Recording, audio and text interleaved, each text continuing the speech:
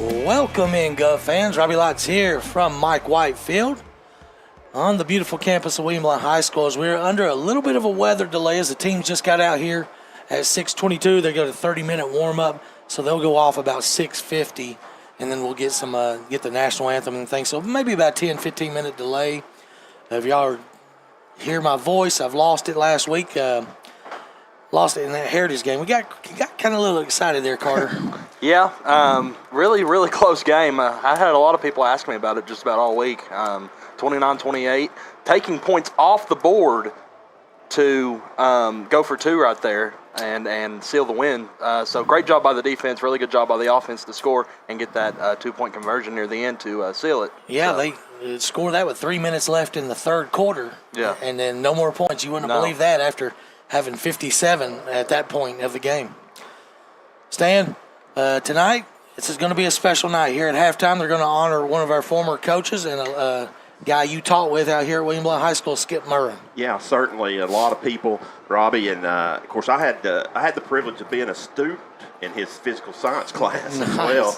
And then I was able to come back and teach with Coach Murray, and he was a great guy and just a good role model and a funny guy. You know, kids loved him and had a lot of players that loved him. At Lanier, he coached at Lanier High School before it closed. Never was the head coach here at William Blount, but he was probably one of the longest coaches that's been here. I believe probably 2001 or 2 was his last year. So 79 till 2001 or 2. Worked for several different head coaches. And so just a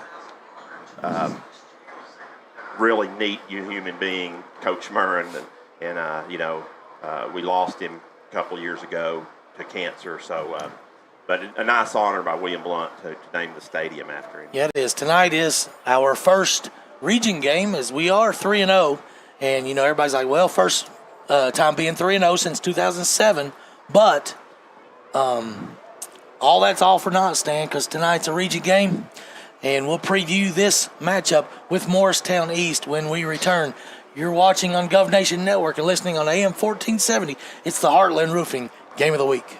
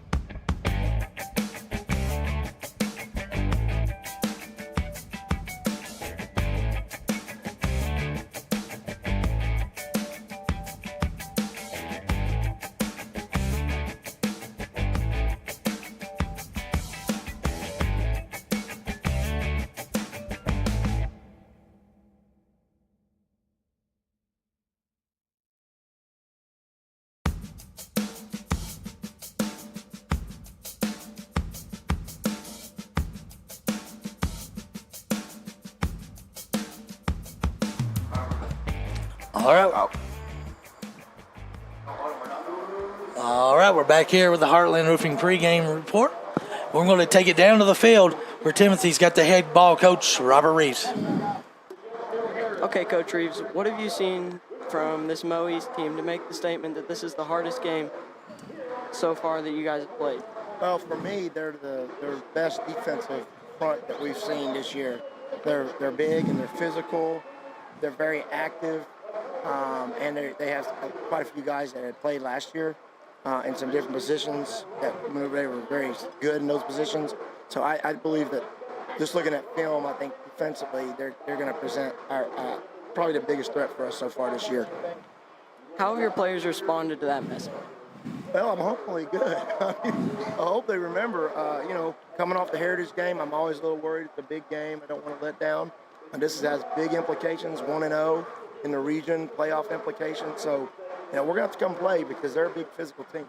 Speaking of that Heritage game, are there any big injuries you suffered in that game that are going to impact tonight? We do. We have one. Brand Garrett is out. He hurt his knee.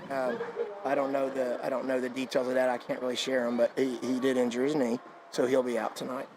Okay, good luck. Thank you, Coach. Thank you. Appreciate it. All right, that's a great interview right there, brought to you by Tim Tipton, award-winning Realty Executives Realtor. Give Tim a call, 806-7255. Stan, and you heard Coach Reeves. Playoff implications in the first game. It's in a small region like this, you got to pick up every win you can. And definitely a game at home you want to win. Certainly, and then when you've got a couple of big hitters like Jefferson County and DB, Robbie, you kind of assume that those two teams are going to take a couple of those playoff spots, so that just leaves everybody else fighting for two spots. Four teams fighting for two. And depending on how Science Hill is, they're 1-2, aren't they? Yes, let's see. In the region, Science Hill's 0-1. 0-1, but 1-2 overall. So that's not a typical Science.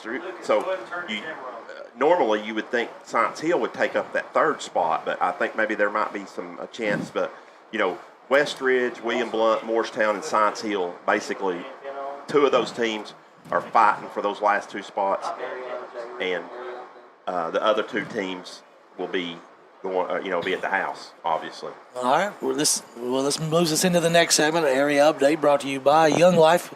They meet at William Blount. They meet at Thursdays. I'm not exactly where all they meet at, but 8:01 p.m. So, region update. So after there was two games last week. Jeff County beating Science Hill 25-21, and Dobbins Bennett beating Westridge 47-21. Carter, those are the two teams that get off to the 1-0 start. Yeah, DB definitely expected. Jeff County not as expected. A lot of people really figured Science Hill would be the big hitter to go 1-0 as well. But good job by Jeff County to win that. Something for the Govs to look at. That could be a tougher challenge than they expected. Yeah, we heard they lost their quarterback in the preseason, transferred to Anderson County, their 4A champion. But we knew they had a great running attack, plus they got a great line coach in Spencer Riley. Stan? Yeah, they do, Robbie. They're a good football team. They played Oak Ridge close. They hammered Sevier County, and then they beat Science Hill last week. And really, Robbie, I mean, I know you got a lot to play and so forth, but they play DB tonight at home at Jeff County. Yeah, at Jeff County. That is a huge – you're talking about this game being huge. That pretty much could be the region championship. It could be, because you think about that. Whoever it is has got a big head start on it. So anyway, especially I would think that if Jeff County can manage to win that game and go 2-0, they've already beat DB and Science Hill, then they're going to feel pretty good about their chances. You got to think it'd be smooth sailing. Yeah, so but anyway, they're a pretty good football team, I think, Jeff County, even though, as you said, they lost their quarterback. But, and he has thrown some a little bit, but Spencer Riley, I remember we've been up there a couple of years in non-region games, even before we were back in the region. Yep. And, I mean, they ran the ball the whole second half. I remember the one game, they ran the same play. Yeah, we couldn't stop them. It was like 5 and 6 yards at a time, so. Yeah, so Dobbins Bennett, they were victorious over Westridge. And Westridge led that game stand 14-0. Yeah. So that's our opponent next week, not to look forward. But that tells you that this region is not weak. No. And as you said, Robbie, you come into this, every game in this region is important. And here's the thing. There's not a team that's just really, really bad that you feel like, we can go out there and just beat, show up and beat. William Blount was kind of that team last year in the region that teams did, but William Blount's much improved, and so there's just not a team that you can just take for granted and say, oh, this team's going to be the last place team, because you just can't. I mean, it's a really good region. It's a pretty balanced region as well. I think Jeff County and Dobbin's been, as we have said, maybe a little bit of notch above everybody else, but the other 4 teams are pretty balanced. Yeah, and it's not just talent, Stan. It's physicality. Yeah. This is definitely one of the most physical regions, like, in the state of Tennessee. I'd have to say these teams are bruisers. Well, and then you look at it at the other region, which is this is Region 1. Region 2 is probably just as much too, maybe even a little better. Well, when you got teams like. But I was thinking the same thing. I was thinking there's no easy outs in that. But you did see Cleveland lose last week to Walker Valley, which was a little shocking. But there's no easy outs in that region either. So Bradley already has the win over Maryville early on, and I think Farragut and Bearden can play with anybody. Yeah. So, and like I say, Cleveland beat Maryville last year. Yeah. So that region is just as tough. And then Hardin Valley's 3-0, Robbie, in that region too. So they're definitely better. I like. We'll talk about other games, but you're talking about Hardin Valley. Them and William Blount have kind of done the same thing, both coming off a couple bad years, and then here they are, both 3-0. Finally got a little traction going. Last week, William Blount and Morristown East were both off, so they have a 0-0 record in the region. And we mentioned West Ridge; they're 0-1. Science Hill 0-1. Tonight, they're out of region games, taking on. Well, West Ridge is at Lakeway Academy. But they'll roll big over Lakeway. And then Science Hill's at Union out of the state of Virginia. I have no earthly idea how Union is out of heaven. Right. So, and then last night on the GovNation scoreboard, we'll update Alcoa and Greenville go 7-7. Second canceled game of the season for Greenville this year. They were in 14-14 game with Dobbins Bennett, and now a 7-7 game last night with Alcoa. Alcoa wanted to finish the game, but Greenville didn't. Well, it got pretty late, but from what I've heard, I don't know, I haven't talked to anybody, that Alcoa even offered to come back tonight, and I don't think Greenville wanted any part of that either, so I don't know. That's just shocking to me. The road team wants to travel 2 hours and will finish the game. Because it was 7-7, 3 minutes left, second quarter. 2:36, I think, left in the half, so, it's... the kids want to play. Yeah.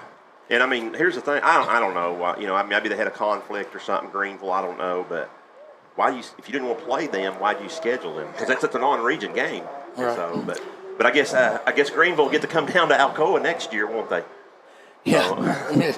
Next other games we'll be watching tonight: the Battle of the Rebels, 5A champion West at Maryville, Cleveland at Farragut, Anderson County at Fulton, Greenback at Harriman, Hardin Valley 3-0 at 3-0 Halls. I got Hardin Valley losing tonight, Stan. Yeah, I think we might find out a little bit about Hardin Valley tonight. They've done a really well 3-0, but some of that's been creative scheduling.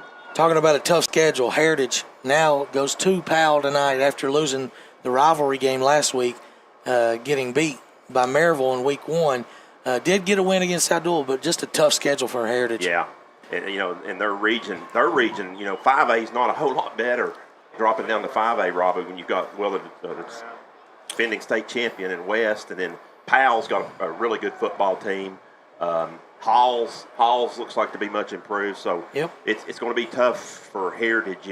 Maybe they can squeak into that 4 spot in the playoffs, and they've got a couple of non-region games coming up. They'll win, I'm pretty sure. But, and one more game will be Soddy Daisy at Sequoia. So well, that's good. And Robbie. will give us a good little indicator because we scrimmaged Sequoia. Sequoia, beat them soundly.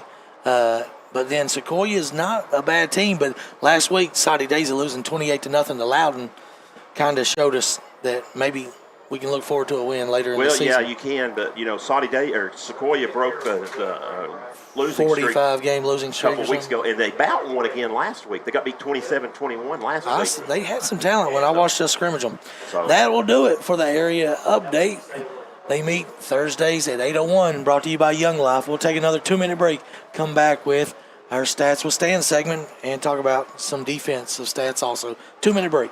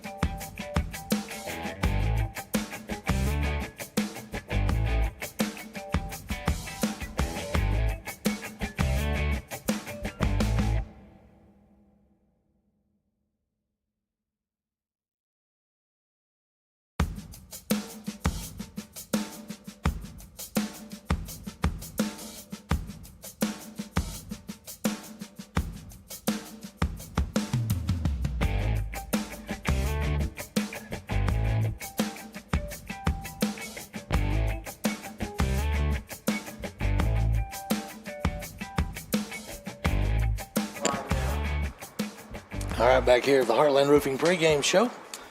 It's now the segment where we bring up the stats, and William Blount's got plenty of stats to talk about as they are 3-0 on this young season.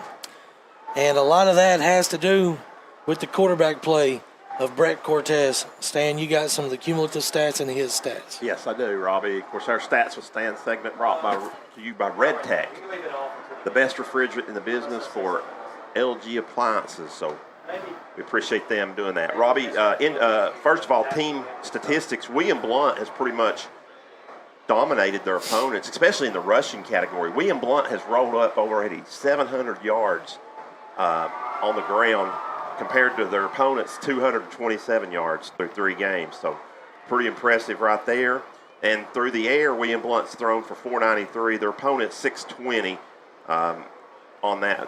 So they have a little slight advantage, but I think the Heritage game kind of skewed that a little bit because they threw it all over the place. And then total yards, though, William Blount, 1,200 yards on the ground, or total offense to about 850 for the opponents. Punting average, Robbie, 43.4 for William Blount. Our opponents have only averaged 31.1. And really not a lot of returns on those either. And then, of course, here's a statistic I'm sure Coach Reed's not going to like. William Blount's been penalized 29 times through 3 games, so almost right at 10 a game. Our opponents are right there, too, 27 times, but I know Coach Reed will probably want to cut down on that. Unacceptable. Yeah, and I think that's probably a little skewed too. We had quite a few penalties in the Heritage game. 15, yeah. So 14 the other 2 games combined. So. Still, you got to clean it up. Yeah. As you said, going to individually, Robbie, Brett Cortez, 30 of 54 through the air for 493 yards and 6 touchdowns. He has thrown 3 interceptions as well. Also on the ground, Brett has ran 37 times for 229 yards and 3 touchdowns rushing. So he's 9 total touchdowns. On the ground, the second leading scorer or rusher, I should say, is actually he's probably the leading rusher, is Aiden Klein with 45 for 266, and he has 3 touchdowns on the ground as well. And then Darius Brooks, 26 carries for 163 yards, and he has a couple of touchdowns as well.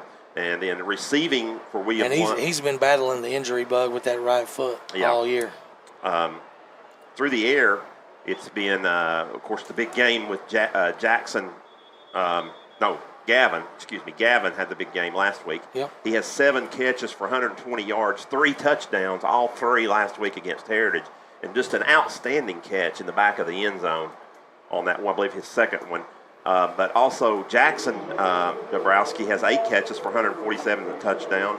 Garrett Clark, 6 catches for 121 and a touchdown. And then Aiden Klein has 5 catches, 40 yards and a touchdown as well.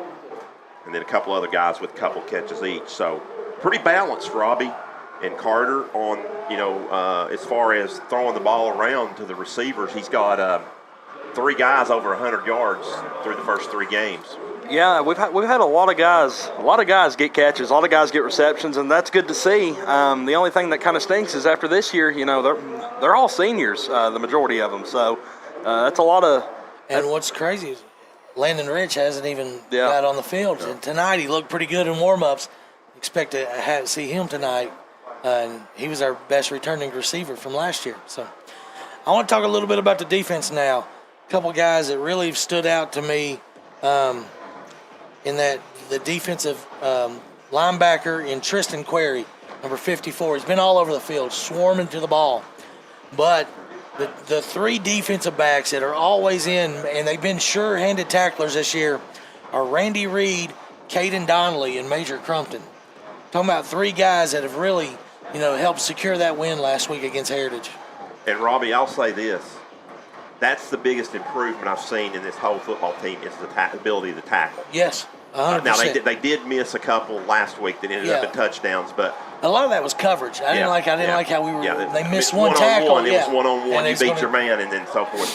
But for the most part, last year, Robbie, anybody that watched this, they would just run right through guys, 5 and 6 guys at a time, and so forth. So I think the tackling has improved 100% on this team. Yeah, and especially Caden Donley. He has really stepped it up this year. Took big leaps in the offseason, and he's our best cornerback now. I mean, he's making tackles left and right. He had two really good stops there near the end of the game. To steal it for the Govs.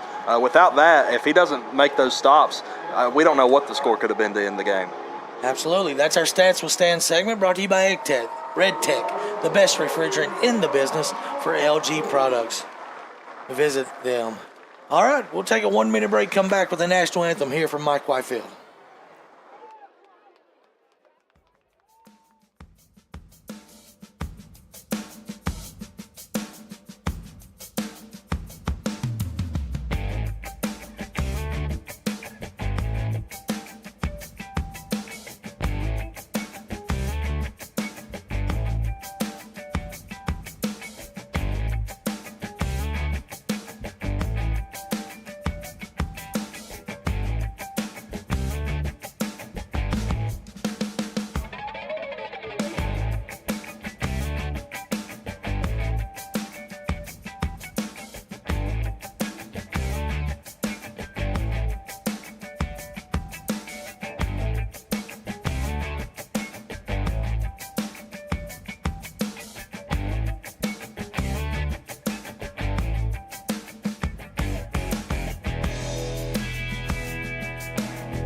To his dad, and he was like, I'm only here.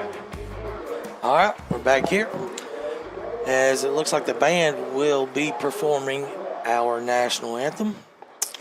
They'll make their way onto the field, and I will let them take it away. Tonight are being presented by the cadets from the William High School Air Force Junior ROTC program. Members of the color guard include cadets Victoria Carrington, Bailey Seymour, and Michaela Pack. Presenting the American flag and commanding tonight's color guard is Cadet Major Gabriel Earl. Ladies and gentlemen, please rise. At this time, we would like to provide the opportunity for you to join with us in a moment of silence.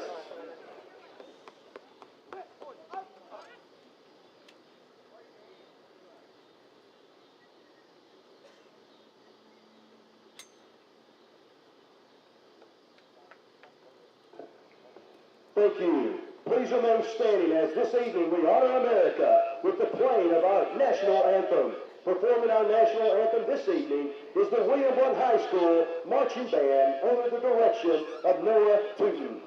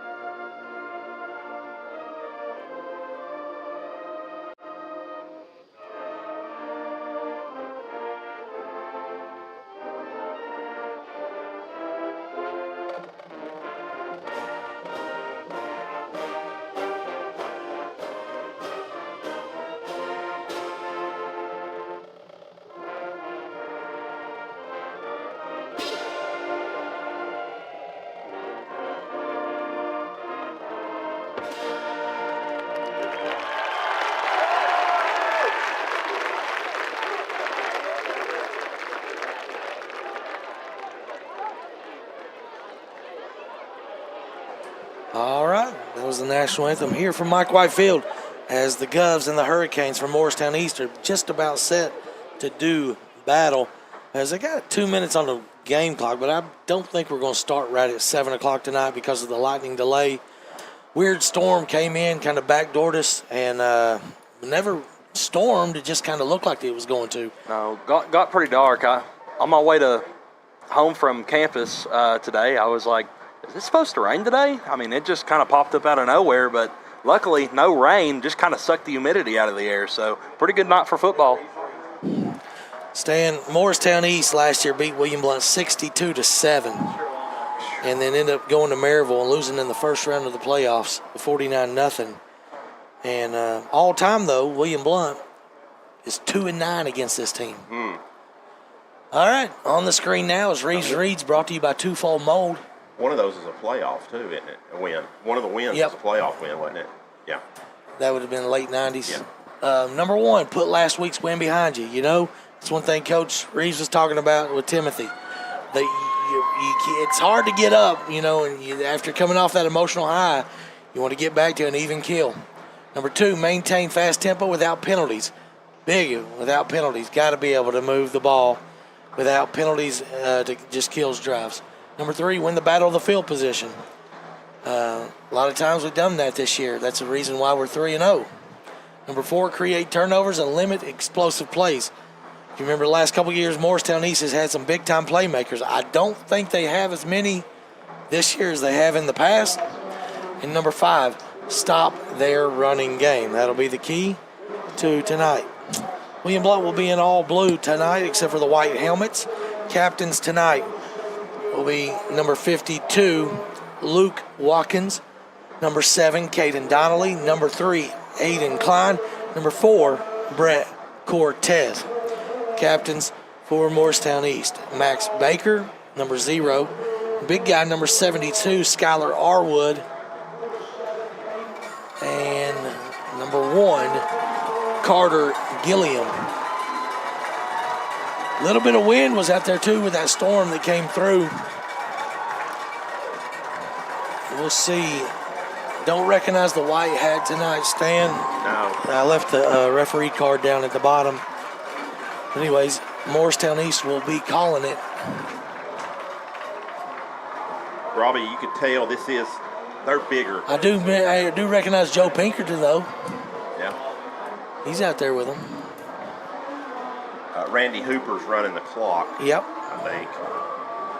And I think Ralphie's right here. Ralphie Goodson's here tonight. His son played last night, so he's able to work. Robbie, I was going to say, this Morristown team, looking at them, this is the biggest team we've played physically, you know. Right, size-wise. Size-wise. They have lots of kids. Looking on the roster, they have several kids over 300 pounds. Looks like William Blount's won the toss. They'll take the football. That's what we've done all year. And they'll be kicking left to right, it looks like, as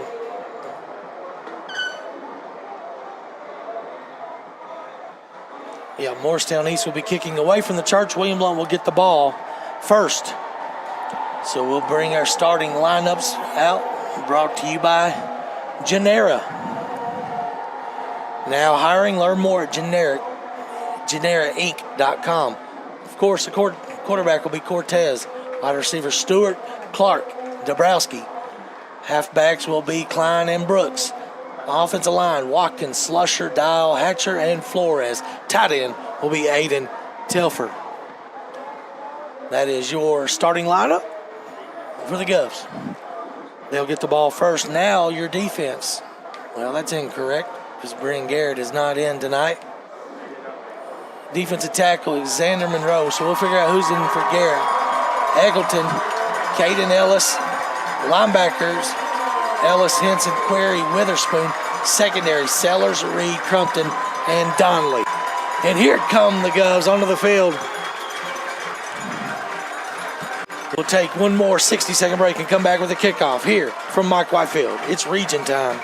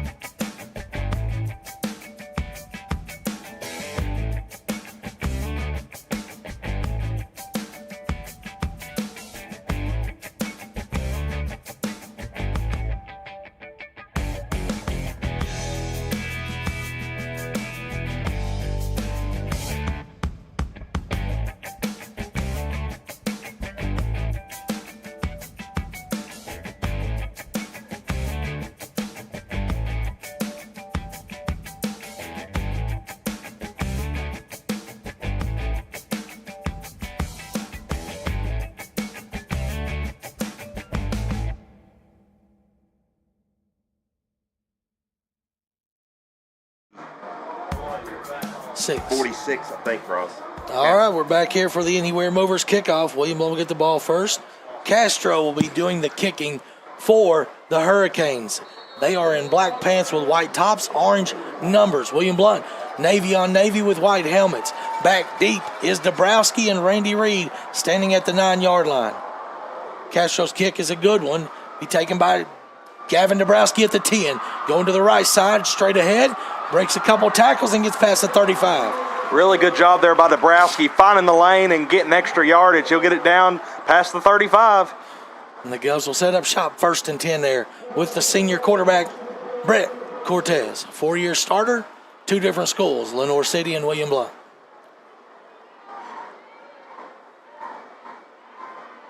Wide left is Blake Holloway. Trip stacked up, bunched up, 4 receivers to the top, 5 wide for the Govs. It's Rich standing right there. He's going to option it. RPO. Breaking the tackle, spinning back left. And losing traction now.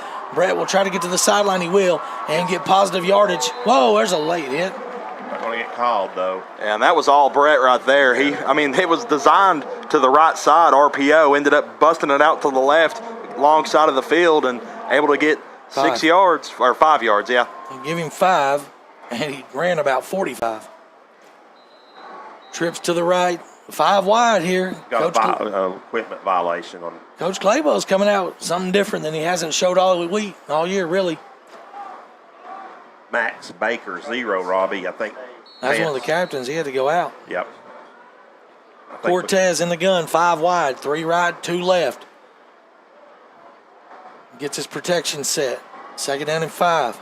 First possession of the game. Straight quarterback keeper. Cortez got a hole at the 50 to the 45 and into Hurricane territory at the 43-yard line. Brett lost his helmet. I don't know if they're going to count that or not, but it came off of his head.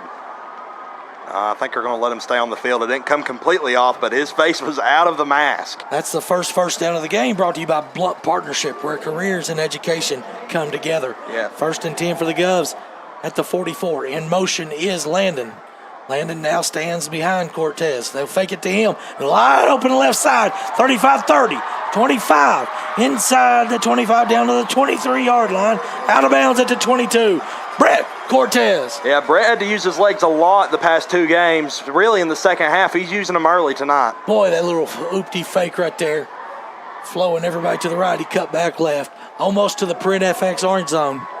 As it is 1st and 10 at the 22. Yeah, I think Coach Claybo's really trying to sink him in, and then I think he'll probably try and beat him deep here. I wouldn't be surprised if you see a shot for the end zone. Cortez rolling to his right. Stands back.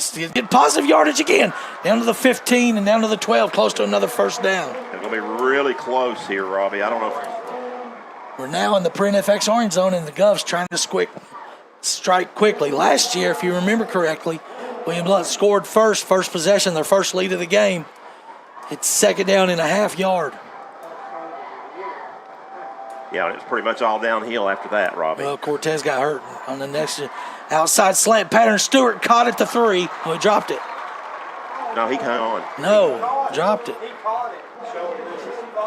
When he turned over, he didn't complete the catch. Yeah, they called it incomplete. Yeah, I think ball might have been bobbling there in the end. Well. Oh, I don't think it ever did. No, that was a catch. He just... Wow. Okay. That's a bad... They missed that one. Dabrowski in the slot to the left. 3 receivers at the top. Still 5 wide on 3rd and a half yard. Get them to jump. Free 5, free 1st down.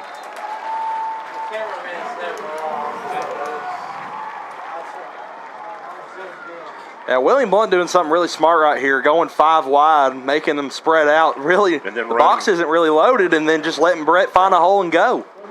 Spread them out and run right at them. 3 receivers left this time to the wide side of the field. 2 at the top of your screen. As you see the field angle there. Thank you, Lucas, for these angles tonight on the field. Cortez, 1st and goal from the 8. Blitz coming, looking to his left, across the middle, touchdown, Garrett Clark. That was probably one of the easiest drives William Blount's had all year, as they just systematically drove it down the field. 2nd pass play of the drive, and it's for 6. That's your Red Tech score to start this one. Senior Garrett Clark from senior Brett Cortez. Touchdown number 7 on the year. for Brett. Extra point. Snap. Well, who is snapping? Can't see a number right now, Rob. It's usually Garrett. Kick is up and good, though. Number 40, was it Henson? 40. That'll be Henson. Okay. So Henson's doing the snapping now, and the hold was by Cortez, and the kick by Plemons was good. It's 7-0. We'll take a 60-second break.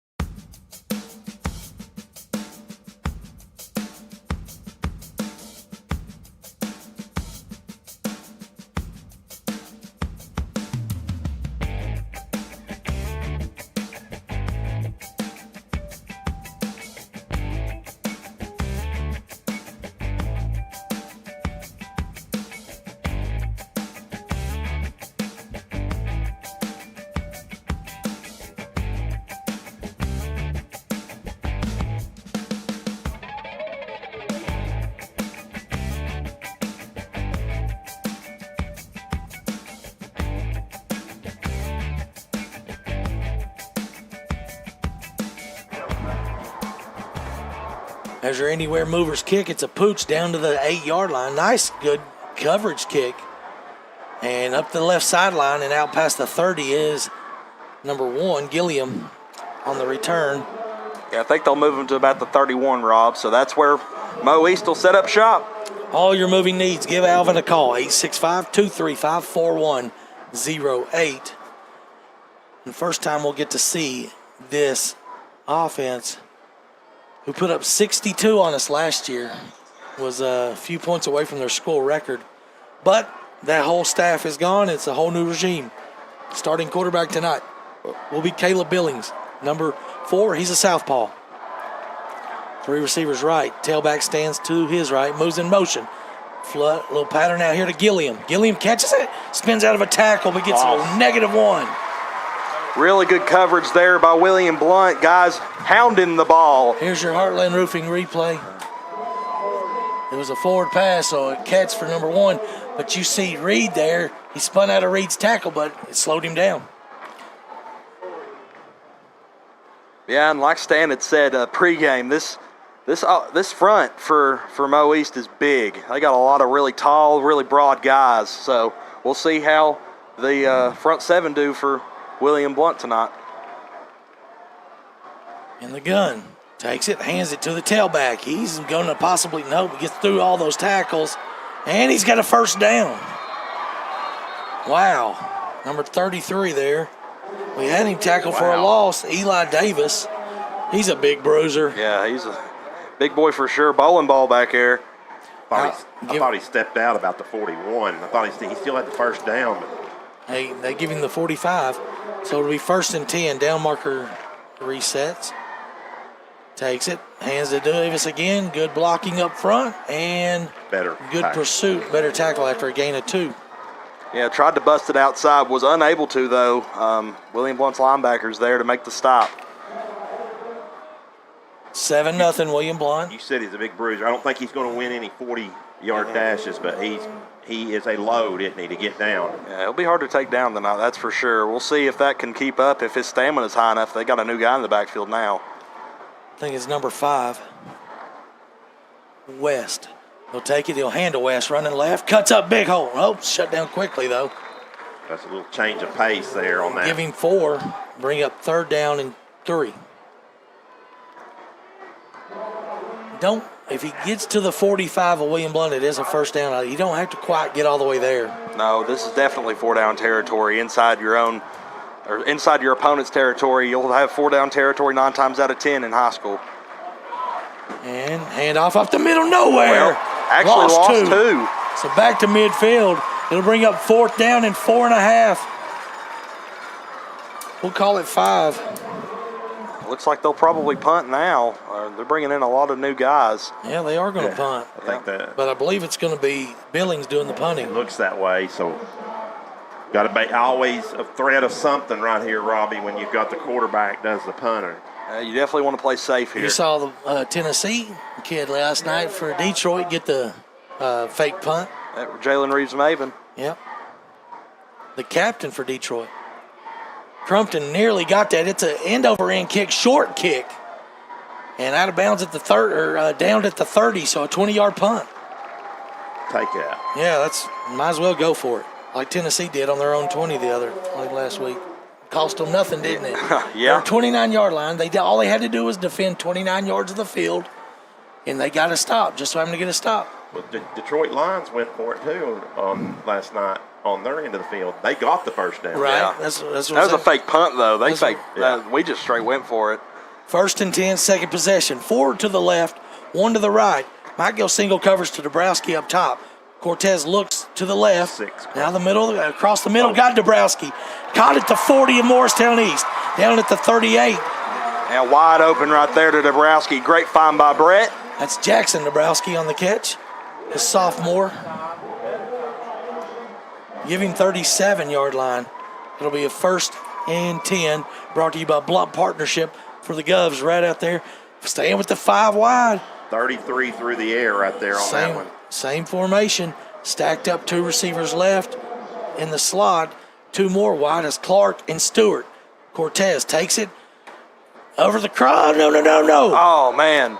Little too far out front right there. Nice He would have had him for big yardage if he was able to hit him, but Nice play, but he about tipped that into the Yeah. defender's hands. Nice play design, just didn't execute. yeah, and it's a little odd seeing an RPO with a 5-wide bunch, but The run is the run option is from the quarterback Yeah. only, not the tailback. So same formation. No, everybody has to be set when you do this. All right, they are. Cortez, straight quarterback keeper, running left, cuts back. Not much there, but a couple. it looks like they'll move him to about the 34. 34 and a half. Give him 3, but you got to think Coach Claybo's got 2 plays to get 7 here.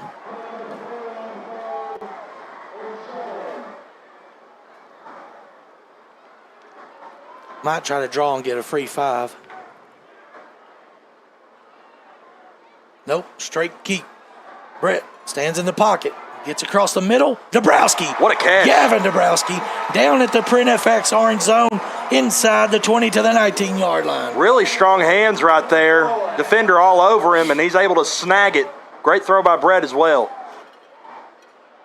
And that was his 2nd or 3rd read as well, so really good job progressing across the field to that find the tells open man. That tells you he's got good protection. Same formation, 4 left, 1 right, 5 wide. Cortez keeps it straight up the middle, down inside the 15 and down around the 11.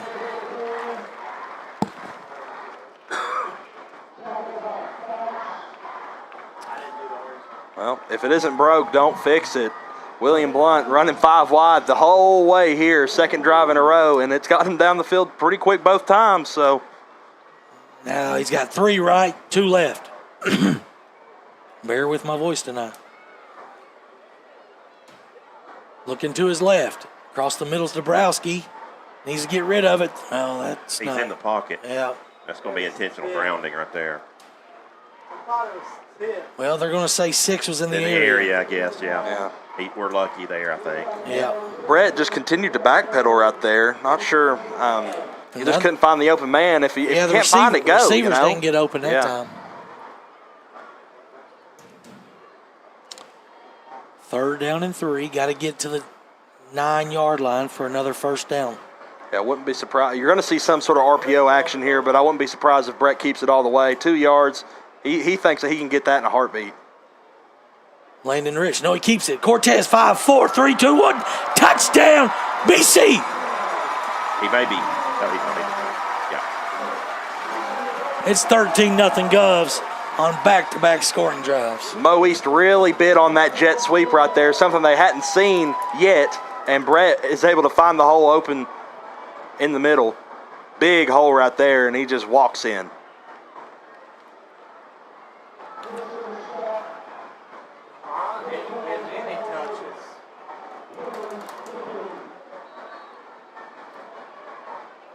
Extra point up. And looks good. It's 14-0 William Blount. 60-second break.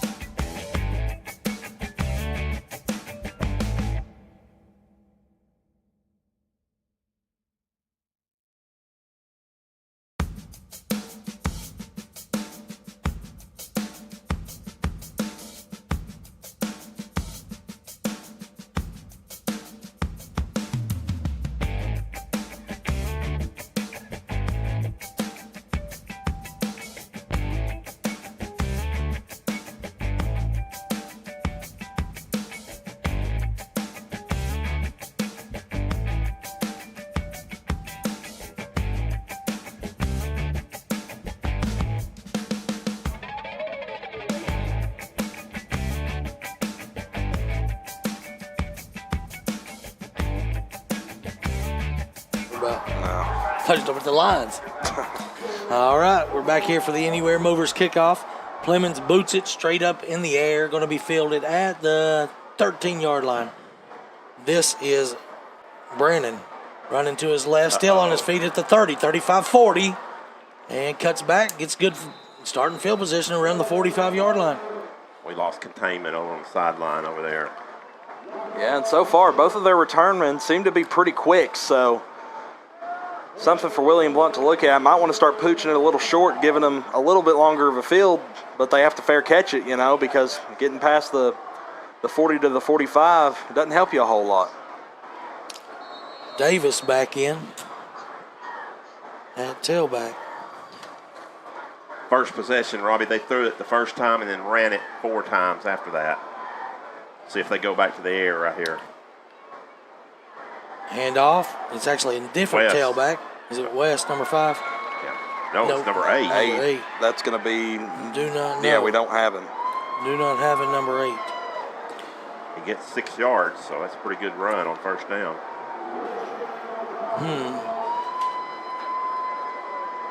I feel like Brewer just named him, but we can't hear him. 2nd down and 4.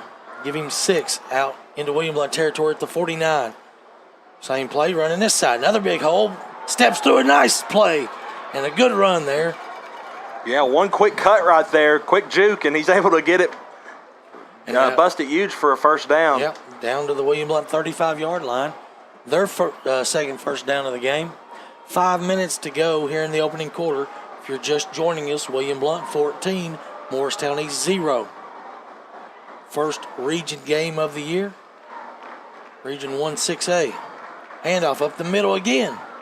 He lost his helmet this time, and he'll have to come out. But he did pick up 5. So far early, this is I believe that's going to be Isaac Green. Okay. So far early, this has been the best running attack that William Blount has seen. That's not Isaac Green. That's not Isaac Green.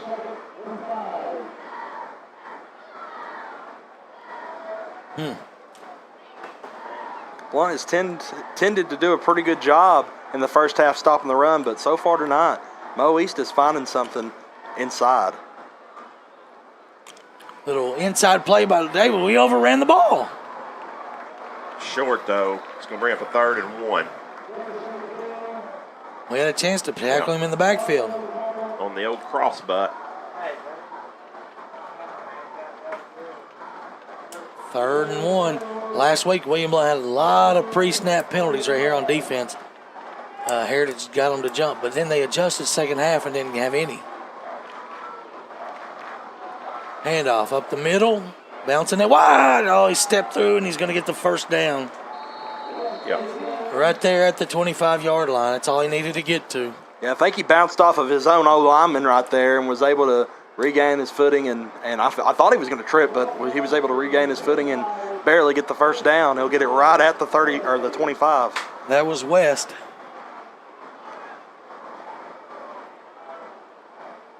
Hey, Lucas, can you go down? No, Tim, can you go see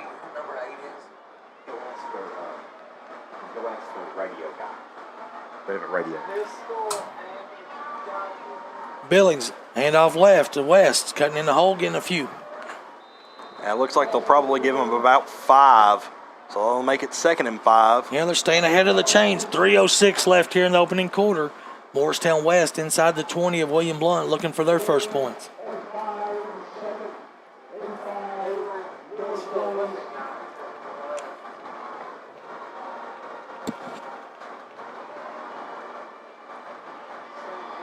Got 2 tailbacks this time. The old handoff Davis straight ahead. Tackle. Can we tackle? Nope, he's going to get the edge. Taco, I think, gets him. No, it's going to be Sellers.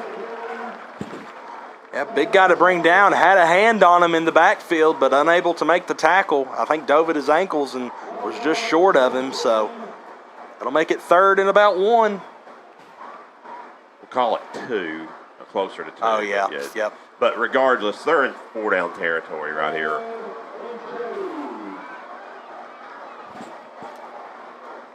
Billings in the pistol. Takes it, hand straight ahead to West. Big hole to the left side, first down inside the 10. Going to bring up 1st and goal as he picks up about 9. Nothing but run plays so far on this drive, just chunking us inside.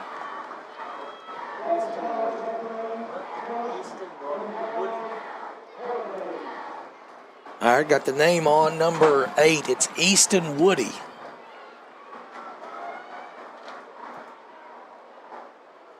As he's done a lot of damage already. 1st and goal for the Hurricanes at the 8. Billings in the pistol. Has West behind him. Hands to West, running left. And getting positive yardage down to the 5. Giving 3. It'll be 2nd and goal with 1:30 left here in the opening quarter.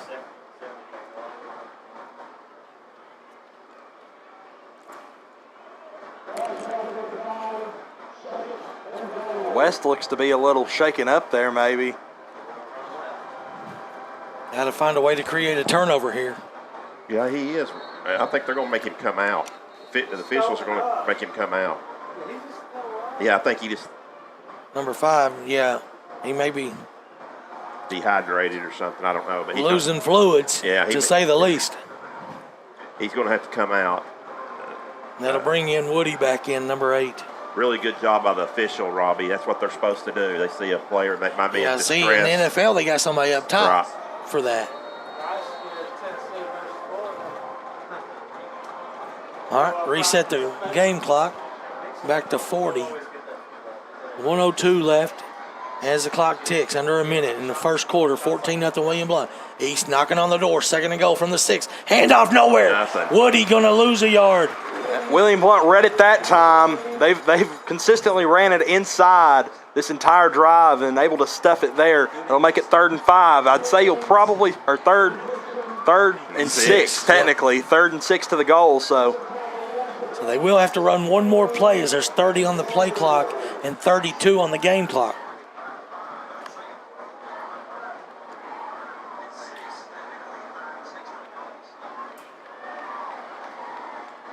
Davis is in H-back, tailback, standing behind Billings is Woody. In motion is Gilliam. He'll flip it to Gilliam. Coming in, cutting to the right, and down at the 2. It'll bring up 4th and goal when we come back. It's going to be 2nd quarter action, but big 4th and 2 from the 2-yard line for the Hurricanes. As we go to a 60-second break here, the Govs leading 14-0.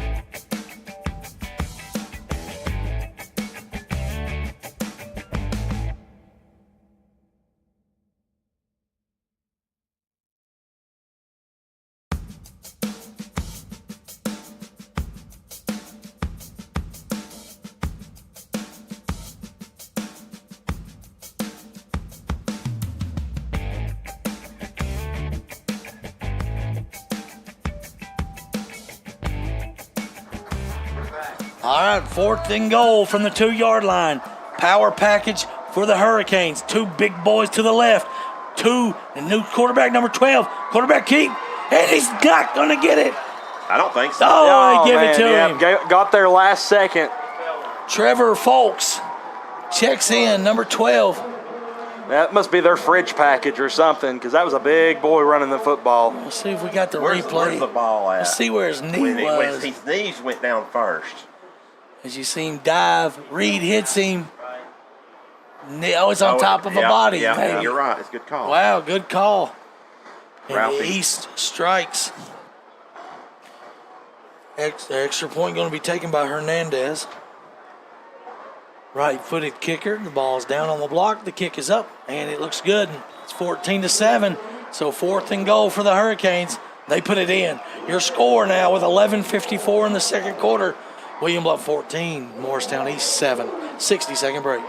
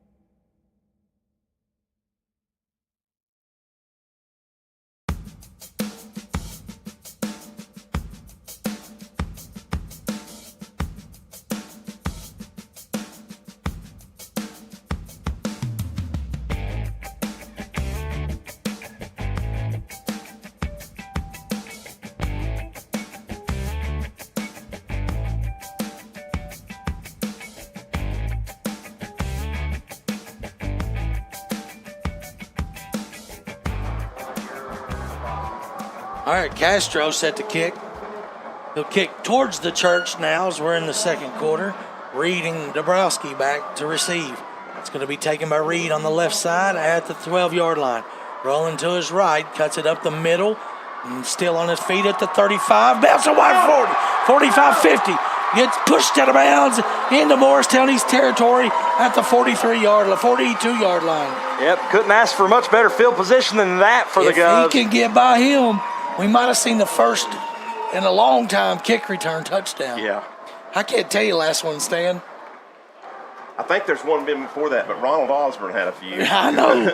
He won 4 games my senior year on punt returns What and was the kick kid returns. that came from Sevier County? Peyton Otis? Did he have some? He may have. 5 wide again, trips to the left, twins to the right. Cortez looking to his left, got Clark. No, he's going to throw it to Landon. Incomplete. Yeah, kind of falling back there a little bit. The lineman being pushed into his face. Clark came wide open across the middle, but it was a second progression. He didn't see it. 2nd down and 10. 4 receivers bunched up here to the right side, short side of the field. Single receiver at the top is Holloway. Cortez takes it, looks to his right. He's got Dabrowski.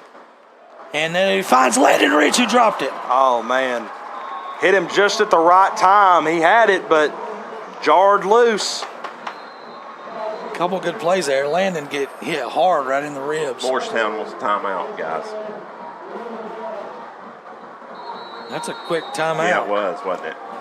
This timeout going to be brought to you by Bonner Burger, home of the 2 quarter pounders with cheese for $9. We'll take a 60-second break.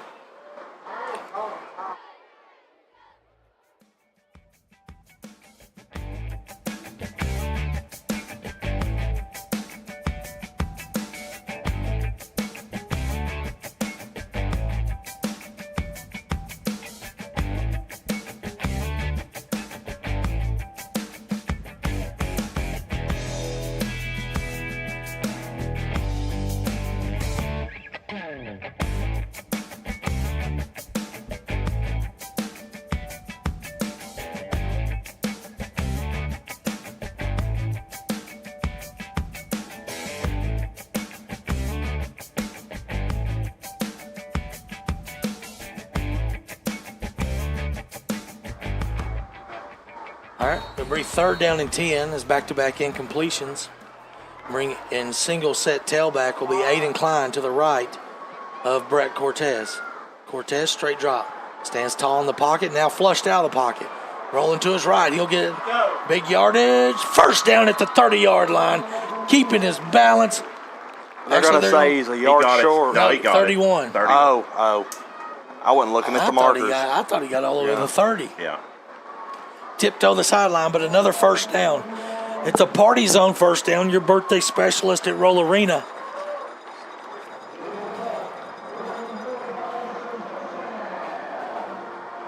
Robbie, it's important, I think, that William Blount answer right here Yep. with something on this drive.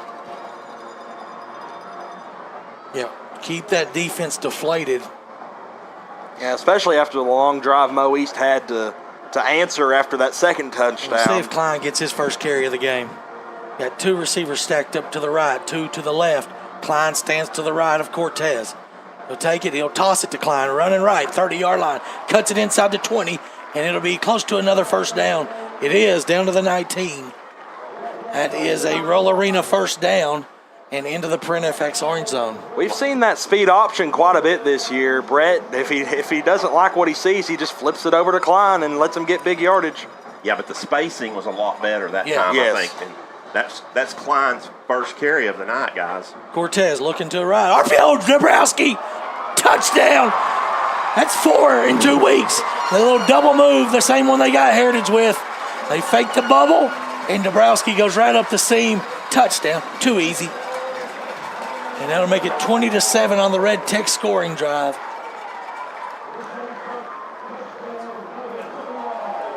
And Brett kind of off balance with the throw. Didn't even step. He just kind of flicked it out there to him. Quick 6 for the Govs. Oh, nice shot right there by Lucas. All right, extra point by Plemons to try to stay perfect. 3 for 3. Snap down, kick up, kick looks dead. Money, it is.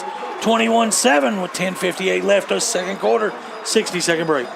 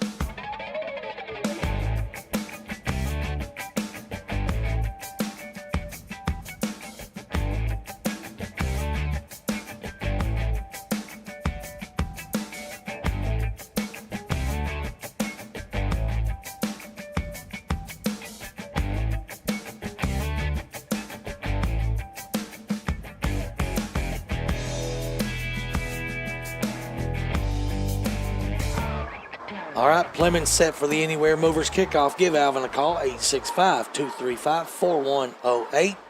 It's going to be taken by Brandon again, running up the middle. Past the 20, this time good coverage at the 27. Really good right there. Made him step in between a couple defenders, and it's easy to take him down when you got multiple people there. Yep. So Morristown East strikes on their last possession. Yeah, we'll see what So adjustments. they're 1 for 2. They turned it over on. Yes. No, they punted. They punted on their first possession. Yeah, William Blount stopped him, made him back up to the 50-yard line, and they had to punt on 4th and 5. And then they got a 4th down and goal and got in by about the nose of the football on the last drive. We'll see what kind of adjustments William Blount's made on defense.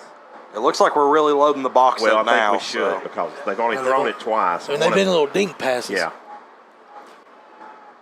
Billings will bring Gilliam in motion. He'll take it, hand off up the middle, bouncing left is West. And nowhere to go. He He's might gonna have lost a yard or 2. Yeah, it looks like he is gonna lose a yard. Might give him 2. You might be right, Rob. And it looks like 75 in there on the tackle for the Govs will be Vincent Dial. No, I'm sorry, 76. Logan Witherspoon, 35. Second down and 11. Billings brings Woody to his left. Now Gilliam in motions. Toss sweep. No, he fakes it. Keeps it himself. Billings got the wide side. Puts his head down. Gets a couple to the 30-yard line, but that's it. That trucked a guy to get 3 yards right there. So that'll make it 3rd and about 8. Yeah, 3rd and 8. We'll see what the defense can dial up here for Coach Cortez. Well, and Morristown's not been in this position. Most of their 3rd downs have been short yardage, so I've not really seen them have a 3rd and 8. Some type of 6 has got to come out. They're probably one of their better receivers. It's their equipment violation. They're really emphasis, Robbie. I think it's the on knees. They got the pads have got to be over the knees. Knees covered. I was watching last night, and I think somebody for Greenville or Alcoa had to come out last night as well. Now this guy coming in don't have him over his knees, does he? No, they're Maybe. they're right above him, I think. Close. I think it's supposed to be covered, from what I understand. That's a point of emphasis this year. So 3rd and 8 from the 30-yard line. 9:33 left here in the second quarter. Billings rolling to his right. He's going to the dump out. Out pattern caught. First down. Brandon catches it up around the 40-yard line. Strong throw right there. Give him the 41. Yeah, he's rolling to his right for the lefty. That's a good throw.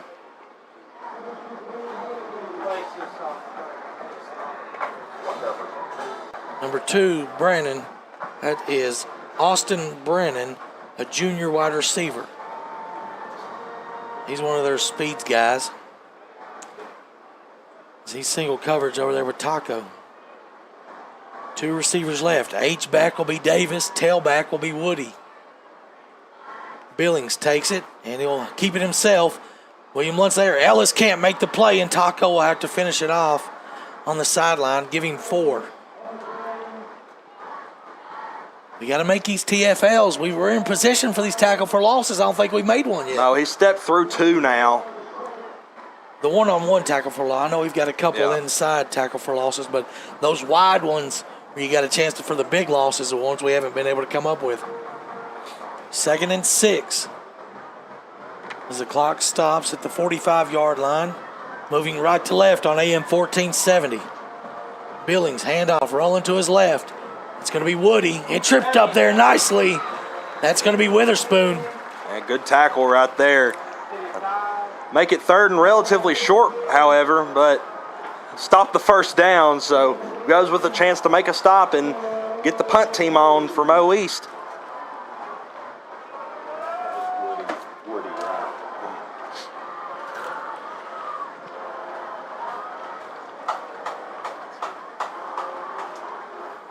Probably something similar here on that same type of play, and then see what happens on 4th. We'll call it 3rd and 3.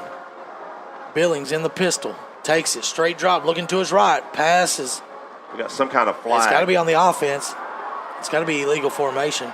But it's a long pass play after he broke a tackle down to the 23-yard line are the Hurricanes. But I believe this one's got to come back, Stan. Probably. Anytime you see a penalty like that early, it means you weren't set. Yep. Legal shift. So that'll back them up, make it 3rd and long. Yep, bring up 3rd. They had a big play down to the William Lunt 23. Now it's voided. Illegal formation. I guess not enough men on the line of scrimmage. Might have been. So, yeah, it's a big penalty right there. As you said, Robbie, it nullified a huge play for the Hurricanes. That's a long way for him to throw that ball. That really is. And for us not to be there. I'm telling you, I'm surprised. He's got a strong arm. I'm surprised they've not thrown it more. Right. I was watching him in warm-ups, and I thought he's flinging it around. He may not have the receivers. 3rd and 8. Takes it, rolling to his right. Stop pattern over Same there. play. Brennan caught it. Too much space. Same play. Rolled him out to the right, throwing to the opposite side of his body. Jackson Jones on the coverage this time as Taco was not in the game unless he was playing safety.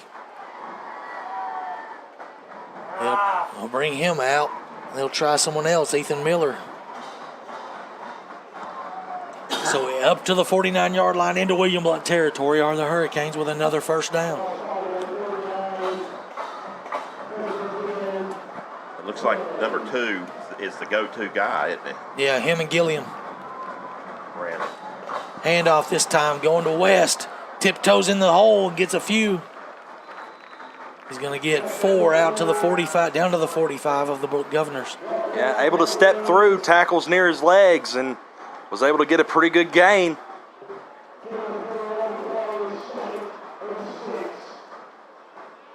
You really worry that the floodgate is about to break loose on the outside. They're bringing us in. Wouldn't be surprised if you see a shot play here soon from the Hurricanes. Billings in the pistol. Got Gilliam here. Fans off, up the middle West. There we go. Give him 1 or 2. Score from Powell is Powell takes the lead at the end of the first quarter, 13-10 over the Mountaineers. So that's a pretty good bounce back for Heritage. And Maryville trailing Knoxville West. Last score we heard there was 7-0. Now it's 7-7. 4 down territory here. 3rd down and 4. 6:40 to go when he takes the snap. Billings in the pistol. Looks to his rolling to his right. Steps up in the pocket. Now flushed out of the pocket. Turns the corner. First down and more. Down to the 30-yard line. First down. Good blocking right there by his offensive line. Able to find the gap on the rollout to the right and takes it for a big gain. It'll make it first down inside the 35.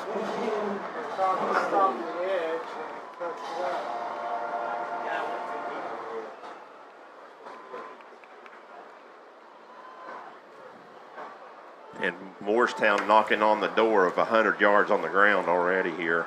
Shout out to Johnny Morgan at Broadway Barbershop. He's got the stream on in the shop tonight. 1st and 10. At the 31, Billings. Handoff up the middle. West spins in the hole.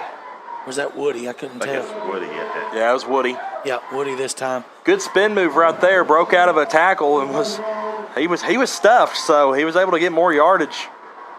We'll give him 3. 6:10 left here in the opening half. William Blount leading 21-7.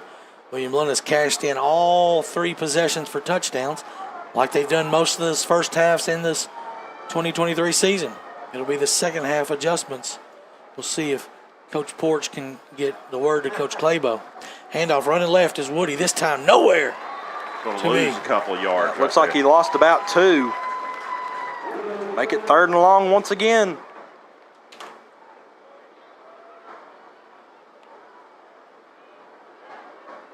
William Blount has to watch Brandon. the comeback. They really have to watch the comeback from Brandon, Stan. They burnt us twice. One time he got called back. The second time it was just enough for a first down. Blunt's going to take a timeout. Yeah.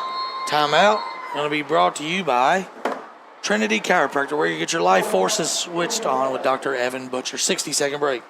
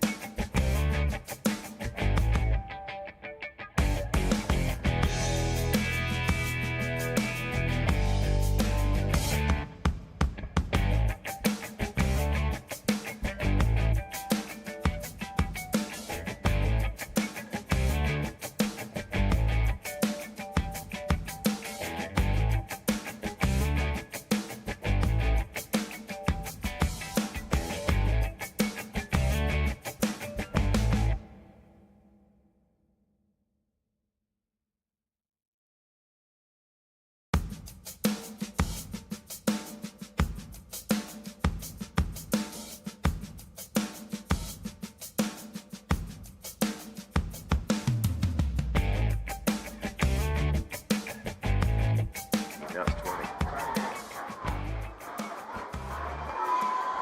3rd and long. We'll see if the Governors can force a 4th down here. Rolling to his right. Billings will chuck it as far as he can. Coverage is And they're Gonna going be to pull the flagging. flag. Yep.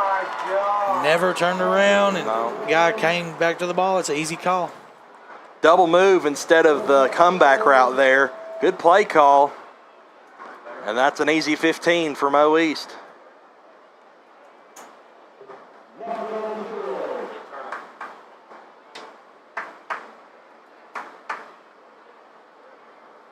Tough luck. You think if the ball's slightly overthrown there, you don't get the PI, but good coverage, but he came back to it.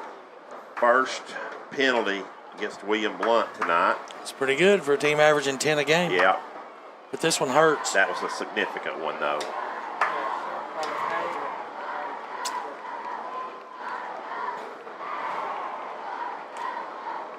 It'll be 1st and 10 at the 15-yard line for Morristown East.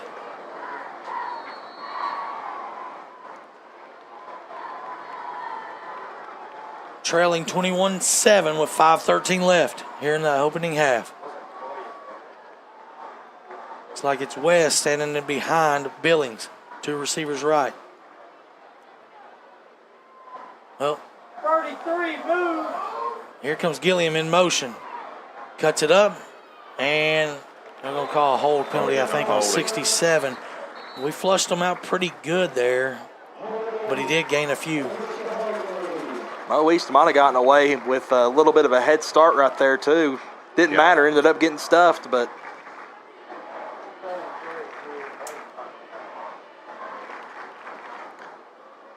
from the line of scrimmage now, so. Yep, so it'll be 2nd and 10, 1st and 20.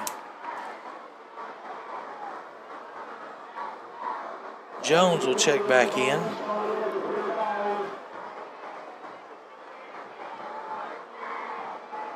Yeah, somebody's got to step up and fill the shoes of the Garrett brothers. Both of them out. Don't know the latest on Brim, but didn't look good as he didn't put no pressure on his foot the other night.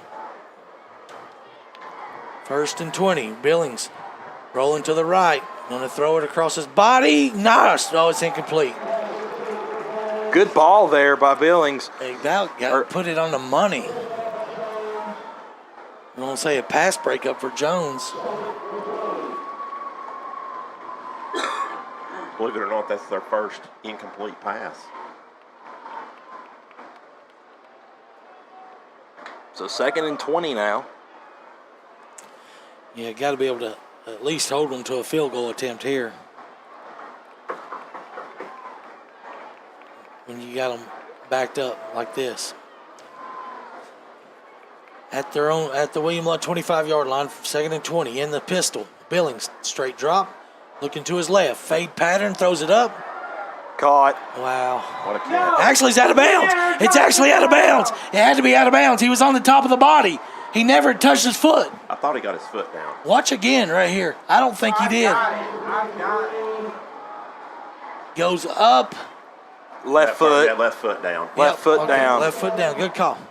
3rd down and 2 now. Yeah, Taco outran him that time. Had to come back for the ball, but Just went up and got it. still wasn't a 1st down, though. So it'll be 3rd and 2. Yeah, now instead of a field goal attempt, they got 2 downs to try to get this 1st down. It'll be West behind Billings. He'll take it, looking to his left. Pass across the middle. Touchdown.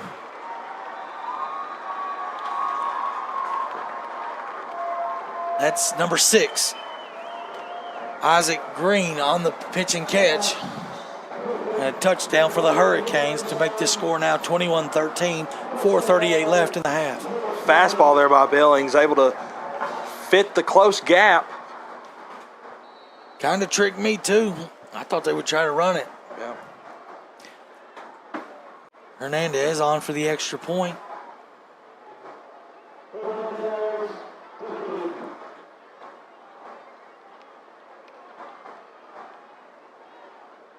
And it's good. 21-14. We'll take a 60-second break.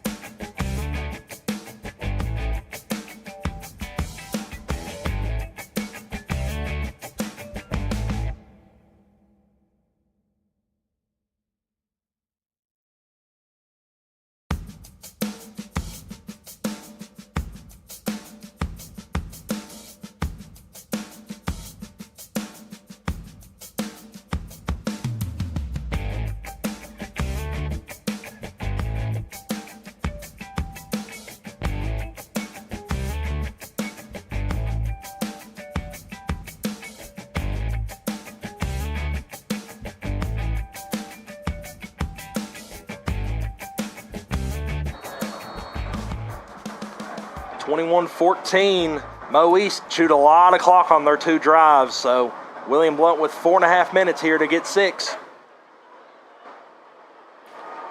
Kickoff, taking my read on the left side. Another big hole. And Just got tripped up that time. out to 35. Good return. So Govs with pretty good field position yet again. 4.5 minutes exactly.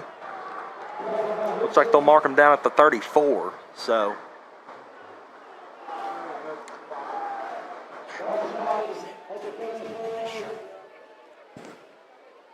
might not be able to. 1st and 10, 5 wide. Back to the 5 wide set we ran the first couple drives. 2 left, 2 right. Cortez looking to his left, cuts it in the middle, going to get 1. yeah, nothing there that time. Good job by Mo East.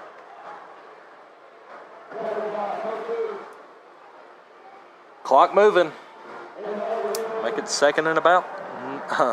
Looks like they gave him 2, so 2nd and 8.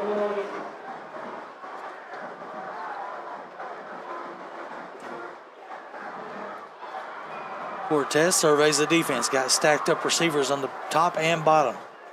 Looking this way towards the right. Going to chuck it as far as he can to Dabrowski. Dabrowski's got to step on his man. He's PI. Yep, and they'll call it. Almost still came down with it, but the guy interfered with him. It's going to be a 15-yard penalty from the previous spot. It'll be enough for a 1st down. He toasted him early in the route, had to slow down a little bit so to get under the ball, but caused the pass interference.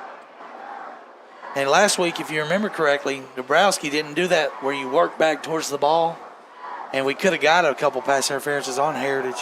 Yeah, probably saw that in the tape and decided I'm going to try that this week. So we'll take it. 1st down inside Hurricane territory. Yep, up to the 49. This second quarter 1st downs brought to you by the Party Zone at Roll Arena. Another 1st down for the Governors. At the 49-yard line, Cortez takes it in the gun, straight drop. Stands tall in the pocket, now avoids the pocket, slipping out of it, going to roll to his right. Now tuck it and run and get a few. Out of bounds around the 44, give him the 43. Give him 6 on that scamper. Puts William Blount over 100 for the night, Robbie, on the ground. Most of that is Cortez.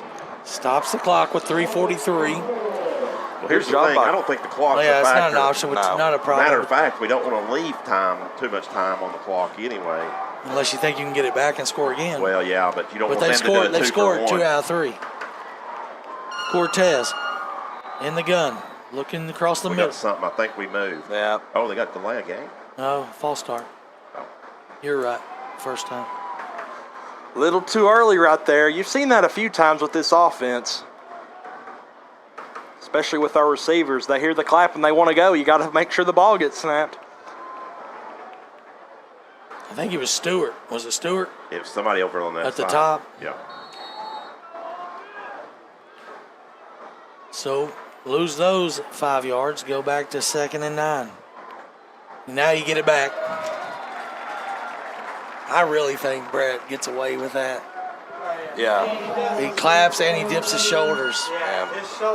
If we were at the collegiate level, that's a, I don't know what exactly they call it, snap infraction on the quarterback or something, but. Yeah. Hey, what I heard about last week was that the guy was barking like a dog. Oh, really? Saying, hoof, hoof, hoof. And the referees thought he was saying, hug. How do you lose a game? That's a Heritage way to lose a game. Cortez looking to his left. Got a receiver, Dabrowski. It's Jackson at the 25-20. Inside the Print FX orange zone. Another 1st down at the 18-yard line. Debo. Running wide open right there. I don't think he had even really started to complete his route, but Brett saw him, and you might as well take it. I think it was inside a bust. the 20 now. It was a bust on them. It's another Roll Arena 1st down. Govs 1st and 10 at the 18. Cortez takes it, looks to his left. Quarterback keeper in the hole, running wide left. Turns the corner. I think he gets another Roll Arena 1st down. We're going to say that he's half a yard short. I'd rather have it that way. 3:19 left. William Blount trying to strike on their 4th possession. They're 3 for 3 tonight. cashing them all in for touchdowns. Unfortunately, the clock stops right there. You'd like to see it move a little bit. Well, he ran out of bounds. Yeah. So 2.5 yard. You got 7 downs right here to score, really. All right, Richard Turner says go under center, quarterback sneak. Oh, they're not going to. Cortez running left, gets the first down. And that is the Roll Arena first down as he picks up 2. Down to the 8 yard line.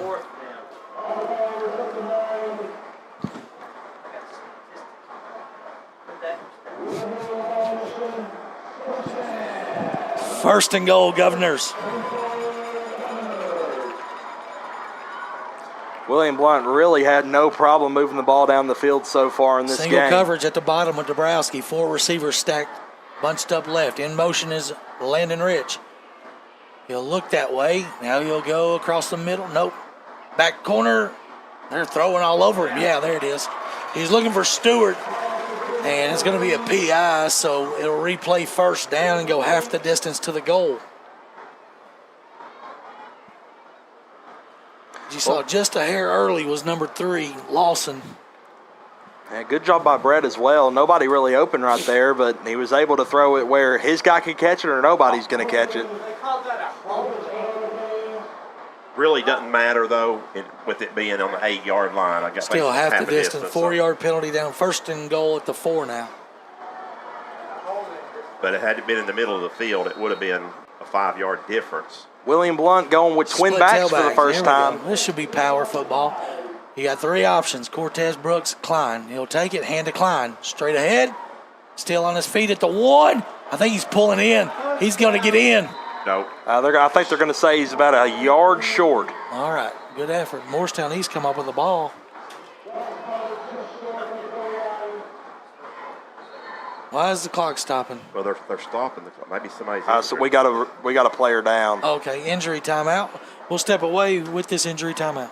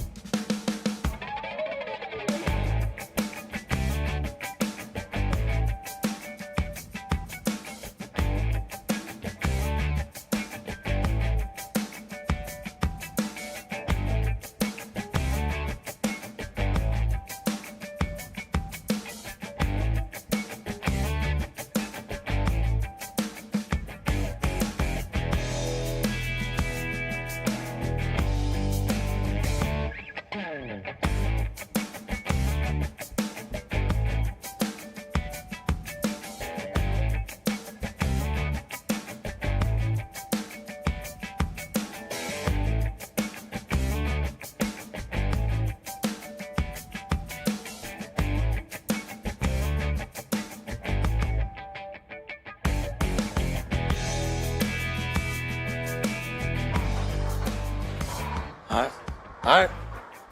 Bear with us tonight. A little bit of difficulties in my voice and in the stream. Second down and goal. Handoff Klein. Nowhere to go. Yeah, stuffed that time. Well, good news about it, it'll run some more clock. Bad news about it, you lost 2 yards. Yeah, so On a play, you should be able to get a push there. No, Hatcher just came out. Ooh, they gave it all the way back to the 4. yeah, third Lost at down 3. and 4 to the goal. He didn't lose 3. No, he was at the 3. That's a bad spot. They lost a yard on the spot. So basically, those two plays nullified themselves, Robbie. Same formation. You'll probably see a pull right here if I had to guess. Cortez, quarterback keeper, bounces, spinning, no I gain. don't like Now what do you do if you're Coach it. Reeves? You got to kick it. You got to kick it. I don't think he's going to. I like the field goal. No, he's going to keep the offense and go Spread them out a little bit here. He's got 30 seconds. He'll probably run it all the way down. I'd have gone 5 wide and just stuck with 5 wide. I mean, if it ain't broke, don't fix it. And we go twin backs, and they're ready for it. I'm sure that's what they planned for all week. So try to get a free half the distance maybe. Yeah, here. maybe right here and then take time out and kick it. Cortez in the gun. Brooks to his right. He's got Telfair. Overthrew him. Oh, man. It was a little bit of a jump pass, but a turnover on downs. William Blount's first non-scoring drive of the night. 1:19 left here in the half.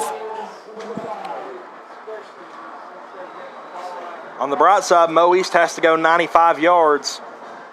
Yeah, it's more, but they get the ball. That's That's the the problem. Well, and here's the thing: you would be up 2 scores, But Yeah. At halftime, we'll have Skip Murrin dedication night. The stadium here at William Blount will be named after longtime assistant Skip Murrin. Stay tuned for that dedication. I believe both bands may play. No creamsicle race tonight or Panther race. So plenty of, and we'll have some pick segments for you after stats with Stan. Billings rolling to his right, going to try to get some space, throw it across his body, high and incomplete.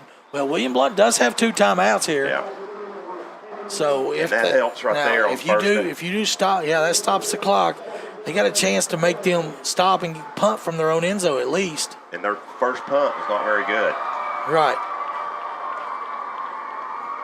So play solid here, no penalties and tackle.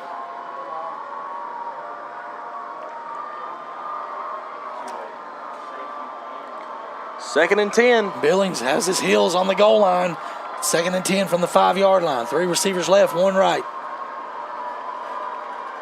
He's got Davis, the tailback. False start. Back him up some more. It'll be half the distance, so they'll move him back to 2.5. about or the so. 2.5, yeah. Now he'll be in his own end zone taking the snap here. Yeah, if we could get some penetration, got a chance for a safety for sure this time. Because we've been in the backfield a lot tonight. See what Coach Cortez draws up here. They've got to spread out, so not showing any pressure really. Billings will take it. Fumbles the snap, gets it up. He's going to chuck it across his body, turn around. Good D there by Witherspoon not to penalize. And so William Blount still has a timeout in their pocket, or 2 still. 1:03 left here. Not really sure. And with the 3rd and But 12. these couple plays right here, I'd have made at least William Blount burn a timeout or 2. No, and with the 3rd and 12, I'm expecting probably a run to try and get some space right here. Because if you And make William Blount. Why now? Why would you run it now? I You've know. thrown it twice. Yeah. You might as well keep throwing. Well, to make them burn a timeout. But what's the difference between 1 and 2 timeout? Not that big. William Blount showing A-gap pressure. I believe they're going to throw it. Billings, straight drop. Looking to his right. Flushed out. Throws it across his body. Dropped it. It's going to be 4th down. guys with 56 seconds left. It would have been enough for a first down. So is it? Yeah, 1:19 was on the game clock whenever we turned it over. So they only took 23 seconds off, and William Blount's able to preserve both timeouts. So many times last year in that situation, the team would go down and score. Yeah. Looks like we're going to have a timeout here. Morristown East timeout. This one brought to you by South Park Storage and Penske Truck Rentals at the end of William Blount Drive and 411 South. 60-second break.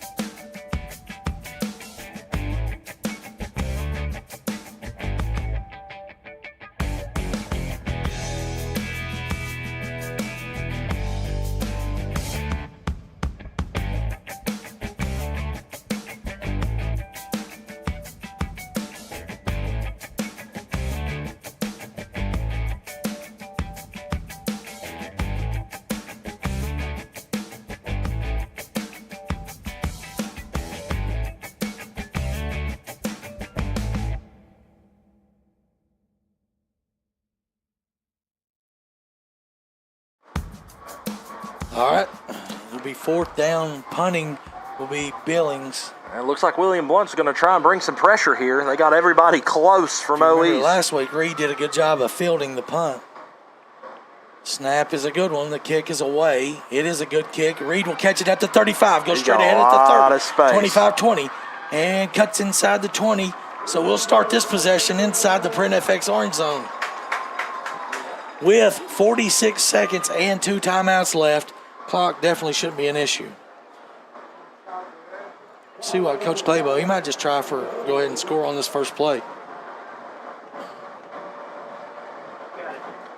We're going to keep Klein in, so we're going to keep it back into the backfield here. 3 receivers at the bottom of your screen, stacked, bunched together. 1 receiver is Stewart up top. Cortez with Klein to his right. 1st and 10 at the 17-yard line. Rolling to his right. He's got Dabrowski in the corner. Underthrew it, intercepted. Unbelievable. And they're returning this thing. Got to tackle him. Look at this. There's a penalty right there. So this one's going to be coming return. back. Big return. Yeah. Something happened with number 45 and Cortez. 45 has to be penalized. His helmet was off. Well, it's because Cortez wrestled it off of him, but after he kind of cheap shot at him. But that is number 4, interception number 4 on the season in the end zone. And that's only interception number 4. Yeah, I mean, Robbie. with 46 seconds left, you just don't need to force that. You got plenty of time. You don't need to take a shot to the end zone immediately. Being aggressive, but that was almost triple coverage. So I just saw lightning way off in the distance.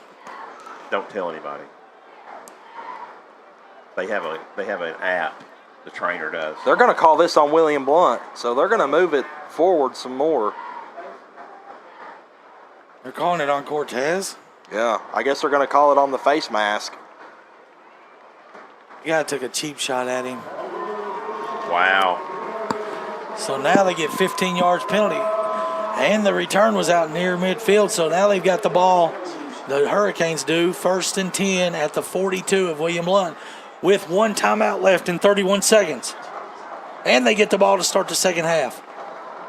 That play was not open at all as Dabrowski broke off his route and he was double coverage and underthrown ball.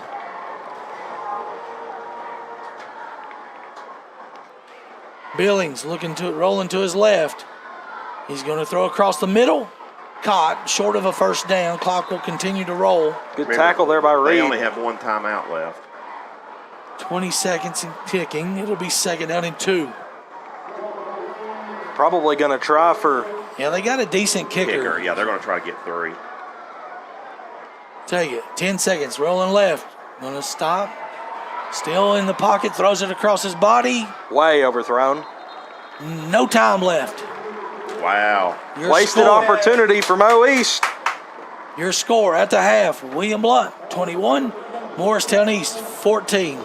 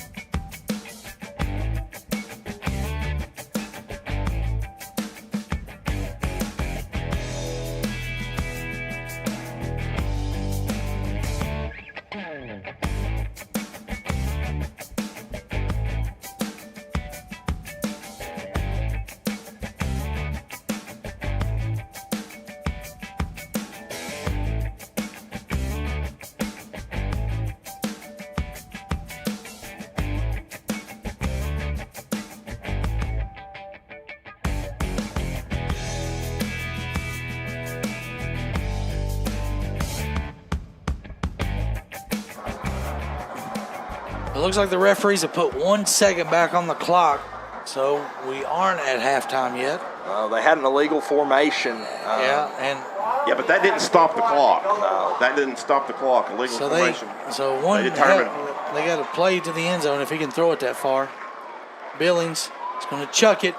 It's going to be close. No, it's not. Ooh, down to the 5-yard line, but incomplete. Your score now will be 21-14 at the half. We'll take a 2-minute break, couple-minute break. It's Skip Murray dedication night, and I'll hand it over to the Gov Nation crew for halftime.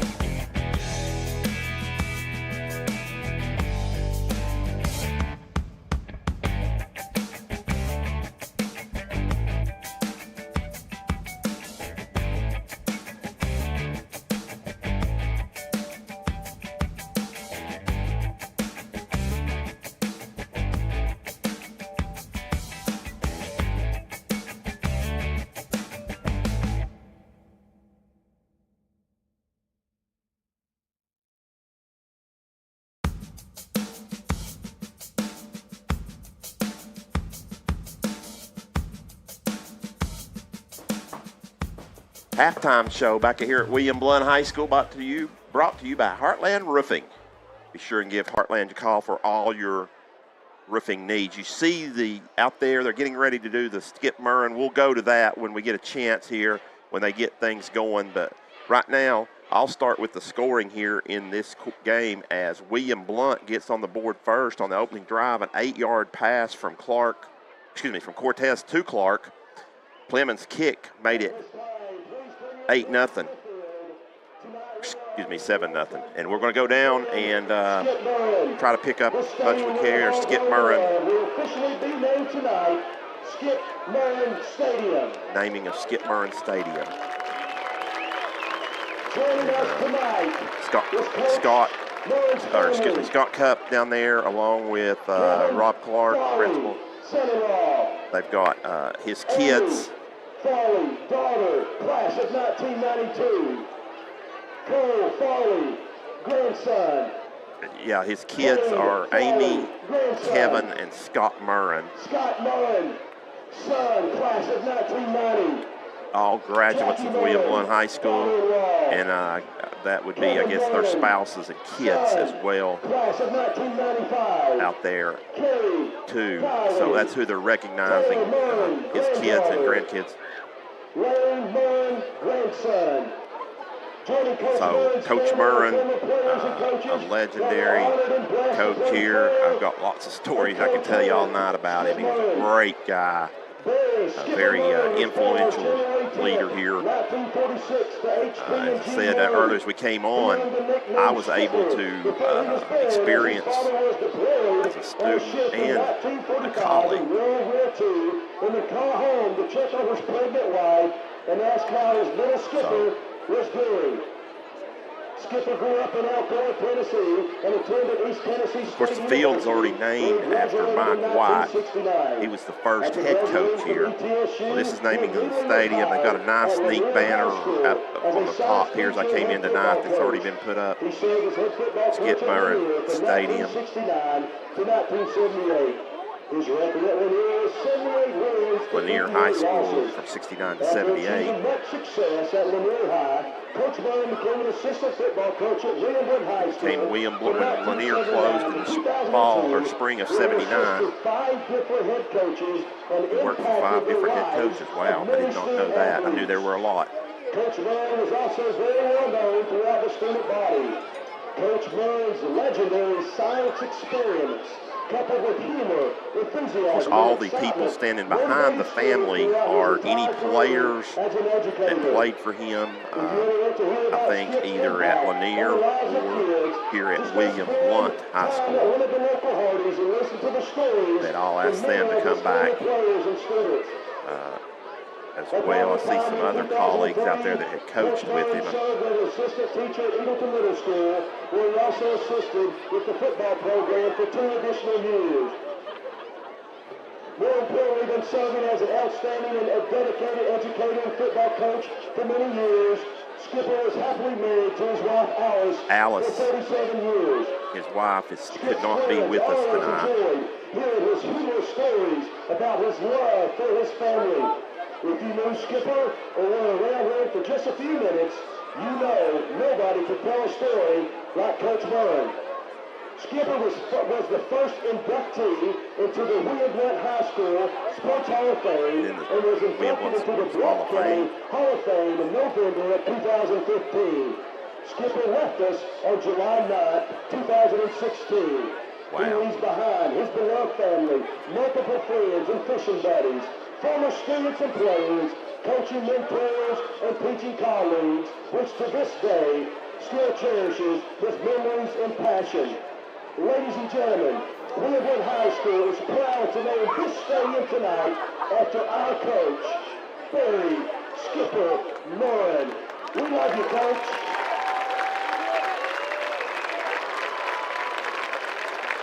Scott Cup presents the plaque to Amy, his daughter, that stands with the rest of the family there. So what an honor for the Murren family, I think, here tonight, as his name will go down with that. So congratulations to the Murren family, and their father will be remembered forever here at William Blount High School.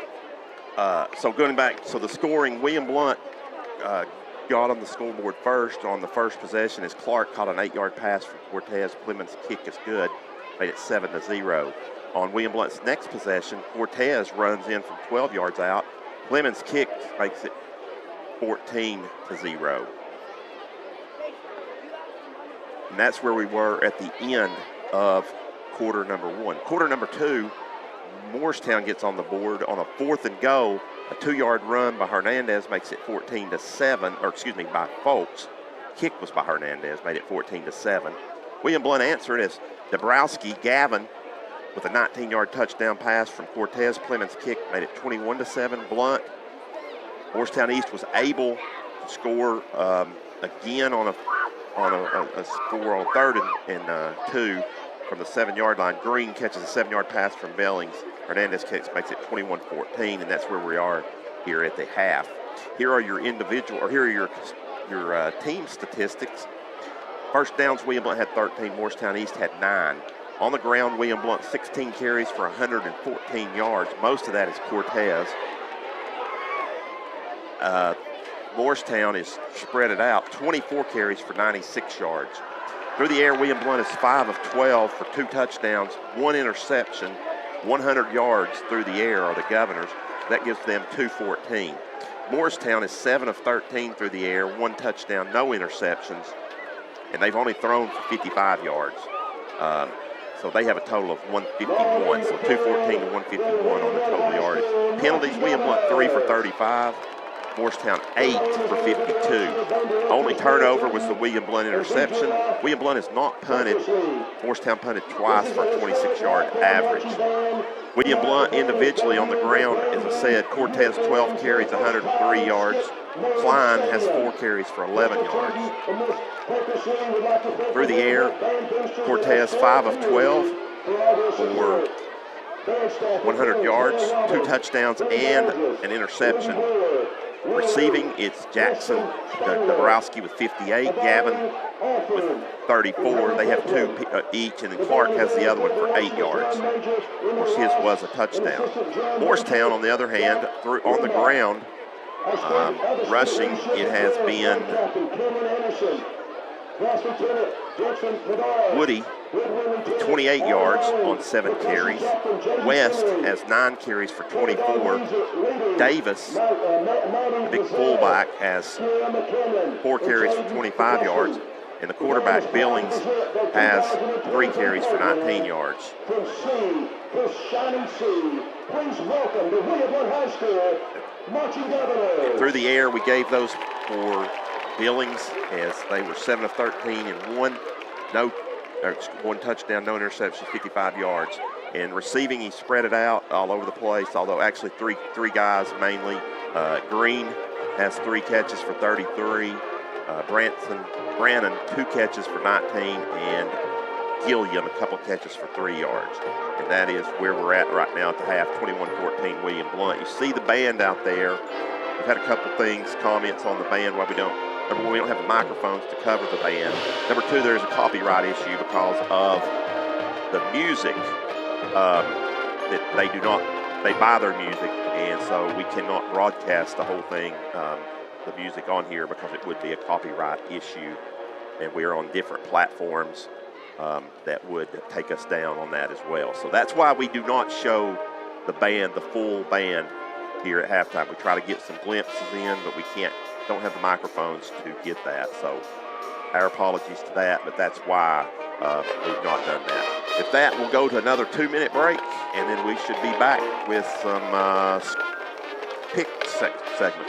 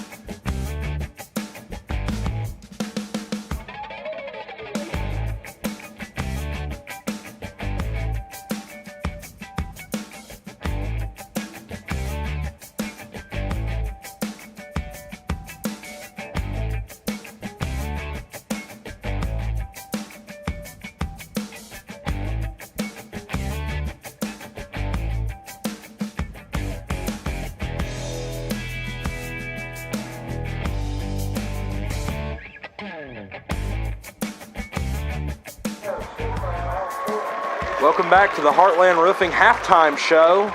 It's now time for our college pick'em segment. I'm joined now with Timothy, sideline guy. Pretty good interview to start the game. So we'll go ahead and move into our first game now. As soon as Richard gets it up here.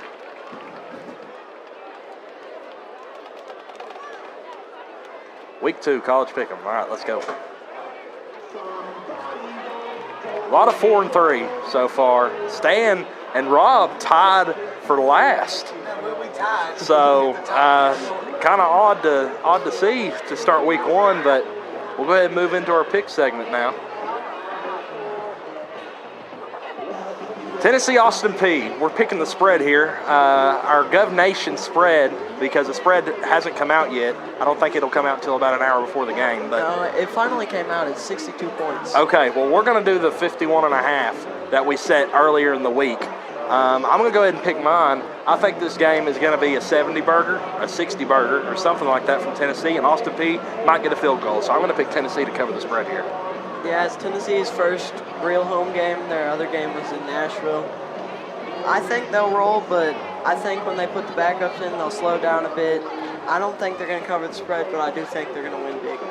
Okay, so you've got Austin Peay plus 51.5 here. Rob is the only person who agrees with you on our Gov Nation crew. He's got Austin Peay plus 51.5 as well.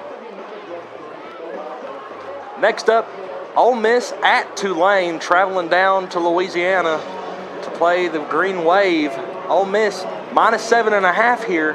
Kind of an odd spread. You know, Tulane is a group of 5 school going into their territory. Tulane's a pretty good team. They're actually one of the first teams to start the SEC whenever it was first created way long time ago. So I'll go ahead and make my pick. I'm going to go with the Green Wave at home here. I just don't know if Jackson Dart can do it. I know Lane Kiffin has had his struggles this year. They looked pretty good in their first game, but last year near the second half of the season, Ole Miss really struggled. So I'm going to go with the Green Wave here. I think this is going to be a big win for them, and maybe later in the future we'll see them try and join the SEC. So something to look out for. I can see that pick with Pratt coming back, but I got Ole Miss. If they win the line, they're definitely going to win, but if they don't, there's a chance they might lose. They got some big explosive players, 73-3 last week against Mercer. Yeah, they've got a really good running back as well. Let's see here. Stan and Brad also picked Tulane. Everyone else looks to be going for Hotty Toddy, so kind of split there. Next game, Texas A&M at Miami. Texas A&M favored by 4 here. I'll go ahead and make my pick on this one as well. I'm going to go with Texas A&M. I'm not sure if Mario Cristobal has things rolling over there in Miami. Texas A&M looked pretty good under Bobby Petrino's offense last week, and I expect that to be much of the same. Although I could see this one going either way down in Miami. It's hard to tell from last week. They both didn't play very good opponents. Miami's run game looked really good though, and they both have strong defenses, but I think Miami might be able to pull this out at home. Looks like Rob is the only person to agree with you here, Tim. He's a Miami Hurricanes fan, so I could see him going for his Canes here. Everybody else, A&M all the way. Next game, 7 o'clock kick on ESPN. The Longhorns make their trip up to Tuscaloosa. They're going to play the Crimson Tide. Tim, you want to make the first pick on this one? I got Bama. Texas always looks good in their first game, but Alabama always humbles them, and then they go on to have a pretty bad year. Alrighty, so I'm going to go ahead and make my pick. I'm going to go with Bama. I think Bama's going to roll here. I don't know if Quentin Ewers and Sark down in Texas are really all that they're hopped up to be. So I'm going to go with the Crimson Tide. It's always going to be hard to pick against Nick Saban, so I'm not going to pick against him here. Yeah, also Bama's quarterback to replace Bryce Young was very good last week. Yeah, Jalen Milroe looked pretty good. I know there was a pretty big competition there, but Milroe ended up winning it out, and he looked pretty good last week. It was just MTSU, but we'll go ahead and go through the rest of the picks for the staff here. Let's see.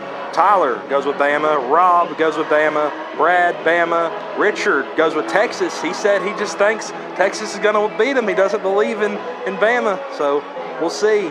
Stan, Bama. Lucas, our cameraman, went for Texas. And that's about it. So not many people going for Texas here. Next up, 7 o'clock kick. Oregon travels to Texas Tech. Oregon is a 6.5 favorite here. I'll go ahead and make my pick. I'm going to go with the Ducks here. I think Bo Nix is going to be probably one of the top 3 for the Heisman this year. I think he'll end up being in New York whenever the trophy is called. And yeah, so I'm going to go with the Ducks. Yeah, they rolled last week, 81-7 victory. Texas Tech lost in double overtime to Wyoming. Their quarterback has a really high interception ratio, and their kicker, if that matters, was 2 for 5 on field goals. Yeah, it's not very good, is it? Everybody else also went with the Ducks here, so we'll go ahead and move into our next game. Battle of the Brainiacs, Vanderbilt at Wake Forest. Wake Forest is a 10-point favorite here. I'll go ahead and make my pick. I think Wake Forest is going to win this game. They're just a little more physical, and I think it's going to take a few more years for Vanderbilt to be half decent or even make a bowl game. But yeah, I'm going to go with Wake Forest here, even though they're going to be without Sam Hartman, who traveled to Notre Dame. I'll be going with Wake. Yeah, Wake lost a lot of players. Vandy's got a lot of players back from injury. I think I'm the only one who went Vandy. You are the only one that went Vandy, yeah. But there is also rain. Vandy had 2 fumbles last year in the rain against them. But I think Vandy could pull it. All righty. Next game here is going to be Auburn at Cal. Auburn is 6.5 favorite here, 10:30 kickoff, so something a little late here for the East Coasters, but playing on the West Coast, that's kind of what you expect. Timmy, you want to make your first pick here? Yeah, Auburn, one of my favorite teams. I'm probably always going to pick them unless it's an obvious loss, so I got Auburn. I'm going to go with the War Eagle as well. I think Auburn, there shouldn't be any reason that they lose this game. Just more physical, a lot more bodies, more talent, so I don't see Auburn losing this game. Everyone else on the staff also picked Auburn.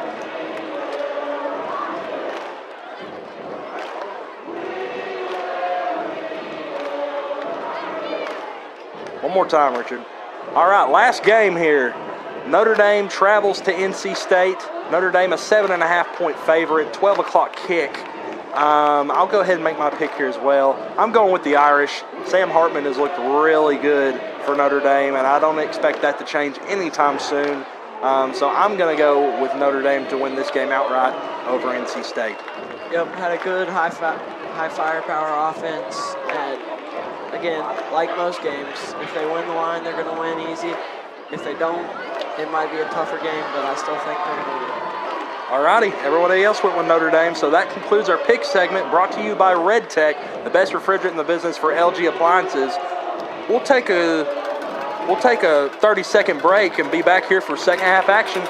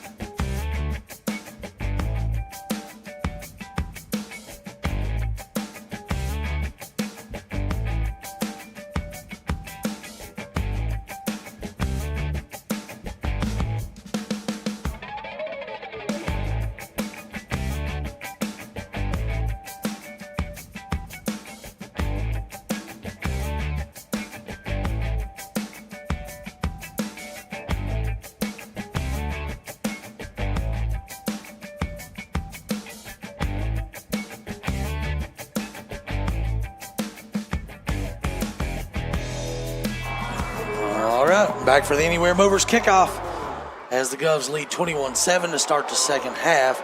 Taken by Brandon at the 10-yard line, running to the right, out to the 20, 25, 30. Oh, Good field position, past the 40 and out of bounds. And Brandon has done a really good job so far following his blockers. You see him early on in that return. He got his hand on their back, and then whenever they hit a guy, he moves out of the way. So good field position here for the Hurricanes to start their first drive of the second half.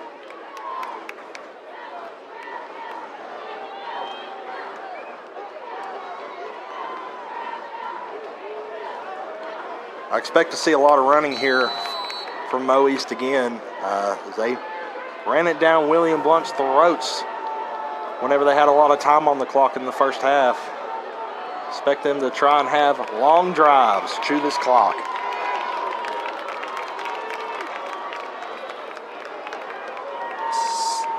First and 10 for the Hurricanes. Billings, left side, tackle for loss. There it is. Eggleton making a play off the edge. And that's something we missed in the first half. Not a whole lot of TFLs that we usually see from this team. We'll see if we can get it going after that one. Able to bring down a big back for a big loss. Make it 2nd and 15. That clock's still rolling. Mo East is taking their time.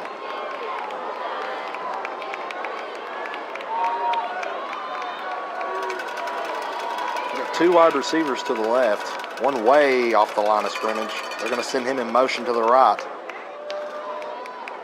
Almost in a lead. Throwing it, nope. Caught, too much space. Way too much space right there. The motion we weren't prepared for it, and he was wide open on the wheel. Yep, picks up 17 on the wheel route. And here come the Hurricanes. Tough luck after having them way behind their own sticks. Now they're in your territory.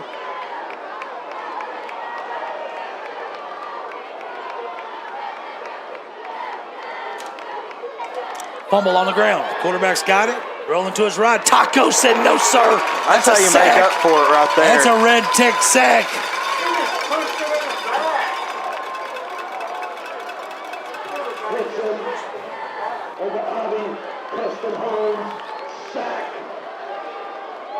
So that's another big loss.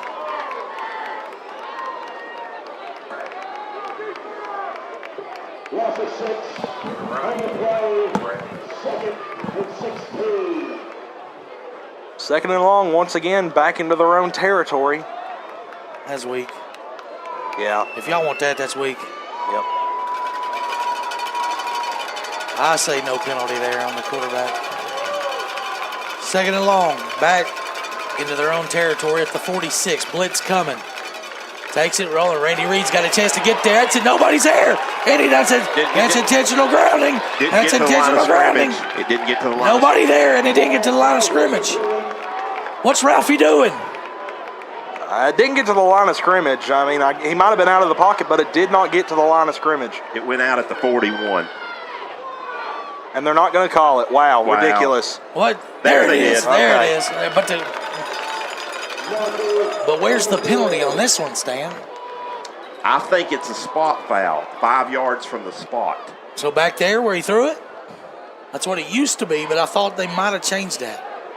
I talked to Dwayne Orr. Dwayne Orr said this is the only thing that is not from the line of scrimmage. Well, he's dropped his marker at the line of scrimmage. Yeah, they're marking it off the line of scrimmage. No, they're not. Back it up and a loss of down. So it'll be third. It'll be 3rd in the church here. What is going on? What is Pinkerton doing? 5 yards. So that's a crazy penalty. You can run 20 yards back here. That's only 5 yards from the line of scrimmage? I mean, why would you not do it every time? You do it every time. Instead of take a 20-yard loss. I don't think that's correct. It may be in high school because they got some crazy penalties in high school. Well, it used to just be the spot of the foul. Yeah. But now high school is always done 5 yards from the spot of the foul. That's what I thought. So it is a loss of down, though. We do know that. Lead back for the Governors. what are they? Well, it's third down. It's just third down. We I'm jumped off. so We just gave him the 5 confused. yards back. It's just third down. Yeah, I don't know why the marker says fourth. I mean, it was second down whenever he threw the ball. Incomplete, so it should be third down. Should be third.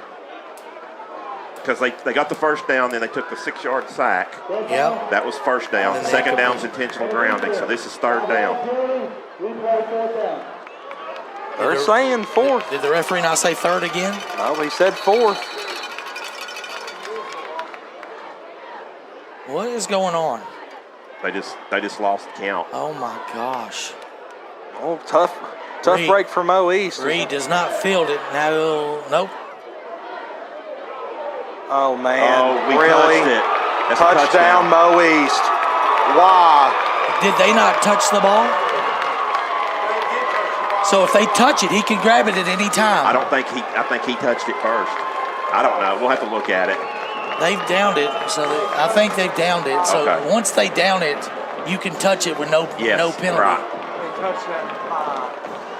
If they touched it, yeah, that's true. Yeah, he touched it right there. So then Reed can do anything he wants. So it'll be William Blount ball right there at the 5-yard line where they downed it. No, he ain't gonna be at the 5. Where would it be then? It's touchdown. He just They're gonna motioned call touchdown. a touchdown. Really? Do what? They called a touchdown. No. Oh my. This has been very odd. You can't. No. You can't do that. Well, Whoa. this has been a very confusing few minutes here. I'm not The referees sure. have completely. I I do not know what they just called. They just called a touchdown. Once the team downs the ball, it's a live ball we can do. There's no repercussions for us fumbling the ball. The ball is dead at minimum the 5-yard line where it hit his foot. Reeves is getting the explanation here. Coach Sinclair on the sideline is not happy. They have no clue about the rule, I'm No. assuming. How can you give them a touchdown? Because if it's a muff, you can't advance a muff fumble No. either. The worst thing you can do is you can say that he didn't touch it and give him the ball at the 4-yard line. The only thing it can't be is a Morristown East touchdown. That's what they called, unfortunately. Yeah, you got to go on. It's 21-21. 8. So we've had some pretty lackluster officiating to start the second half here. Well, they punted the ball on third down. Yeah. I mean, what are we doing? Well, ref? I mean, we lost a down, and then missed the call on the inside here on the punt. Not the night to have a bad voice. Reed on the return. Left side's open. 40, 45, 50. Into Morristown East territory and tackled at the 37. And that's how you answer. Now you got to score off of it.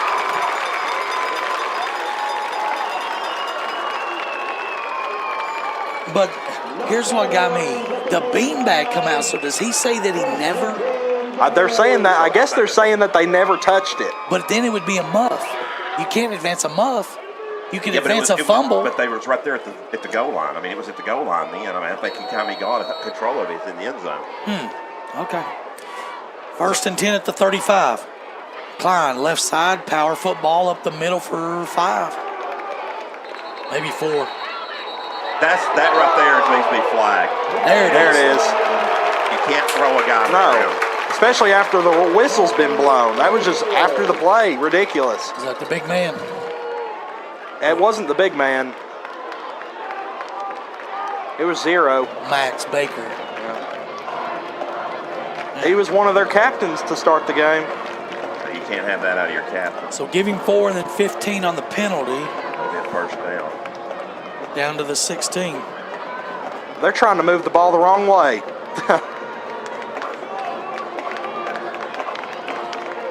That first down in the third quarter tonight will be brought to you by Murphy Bobcat, your extra effort excavator. We'll have our Murphy Bobcat player of the game shortly. Blount in the orange zone now. A print FX orange zone. 1st and 10. Why is the ball at the 17?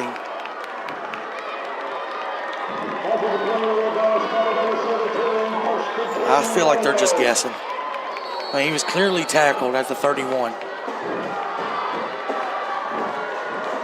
Handoff, Klein again. Up the middle for a couple. Actually, Robbie, I had him for the 30. So then it would have been the 15 minimum. Yeah. I think he only got 4, really. Okay. Don't move him to the 15 now. I know he didn't get through. No. Bless their hearts. 2nd and 8.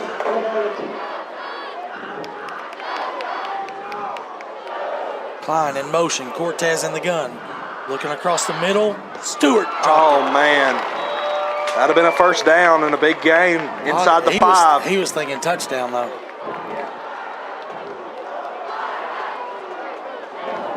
He'll check out. Landon Rich will check in. That's a couple drops in 2 weeks there for Hunter.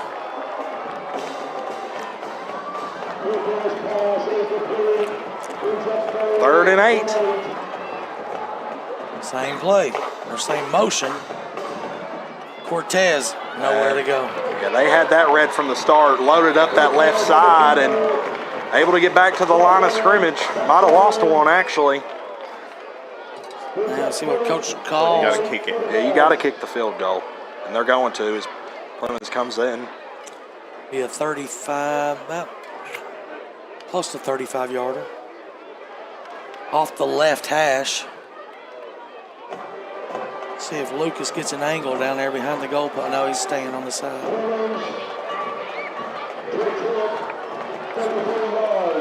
Cortez will hold it. The snap from Henson.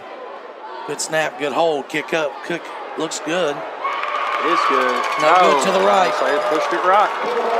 So they'll take over on the 20-yard line. Will the Hurricanes.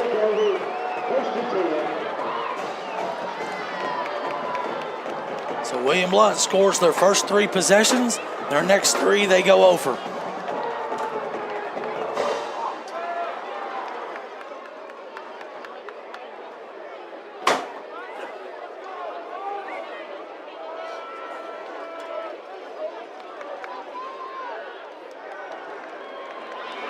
First and 10, Mo East.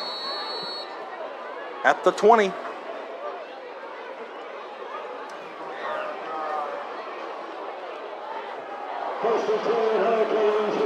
Score for Maryville, West 21, Maryville 7.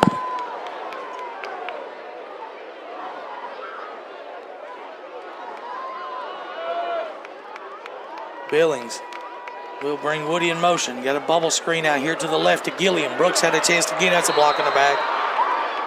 No flag. Flag on it. I didn't see a flag. Yep. Wow. Only picked up 4. Stepped out of bounds. He didn't need that block. That block didn't do nothing, but the guy 2-hand shoved the defender in the back.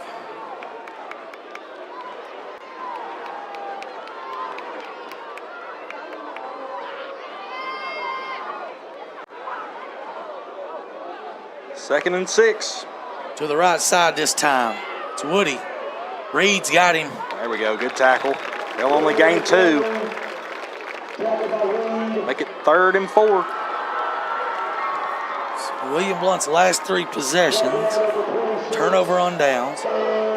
Interception in the end zone. And a missed chip shot field goal.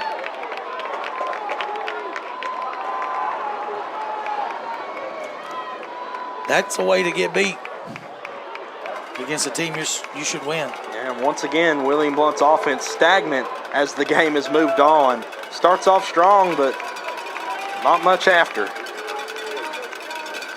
Looking to the side over here. Pass is high, but Gilliam catches it. No, sir, you're going backwards. And this time, it is Sellers. Really well read right there by Blount. For all the criticism we give Sellers, what a great play right there. Each week, he's getting better and better. Obvious punting down here for Mo East. Once again, the defense steps up for the offense. 6.5 to play here in the third quarter. It's all square, 21 up. Punt formation for Billings. Reed stands at his own 44. Good snap, good kick, low kick. Reed will catch it in midfield, goes straight ahead, stays on his feet, spinning down around the 40-yard line. He'll set up shop in Hurricane territory. Looks like we have a Hurricane down here. Never mind, he's up. Got to take advantage of the defensive stop right here. You want to get the lead back. And we do have a guy down for the Hurricanes down near the 40-yard line. I think it's the guy that recovered the muffed punt, Sutherland.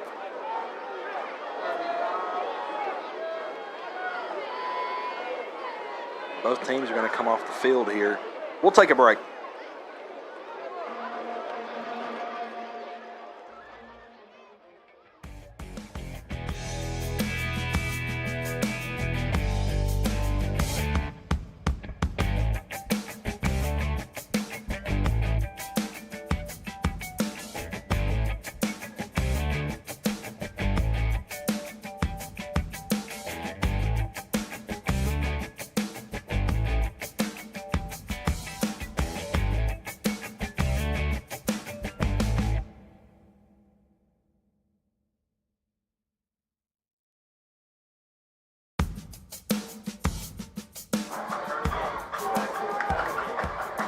All right, Cortez in the gun. Option to the left. He's got Klein. Klein will take it, cuts back at the 40, 35, 30. Inside the 25, still on his feet near the 20. Looks like they're going to mark him down around the 21, 22-yard line. Big play on first down there for the Govs, and they've got another first down. Murphy Bobcat first down here in the third quarter on the outskirts of the orange zone. 1st and 10 at the 21. Cortez in the gun. Tries to get them to jump. They won't. 20 on the play clock.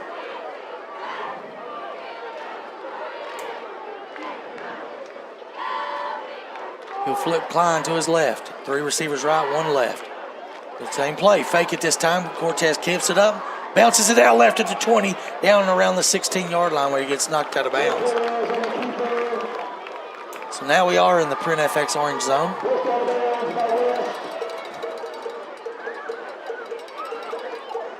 And Darius Brooks will check in. Seen much of him tonight, have we? No, like I said, he's been injured most of the year. He's just trying to play bits and pieces. Blitz coming from Morristown. Cortez needs to get rid of it. He will throw it across his body. Touch! Oh, man. That would have been a circus catch if he was able to come down with it. That was Dabrowski. Already had it queued up. Jay Jackson, Debo. Wow. As the momentum hit the ground, it just knocked it out of his hands. That would have been a circus catch. Instead, it's 3rd and 5. Good job there by Darius to give Brett a little extra time, able to graze the defender that was heading his way as he was rolling out to his right. 3rd and 5, probably 2 down territory after you just missed the field goal. Cortez will take it. Draw play to Brooks. Brooks hits the hole hard, stays on his feet, got the first down. Well, it's close, actually. I think they'll give it to him. I think he got it. Barely. No, he did. Not a good spot. 4th down.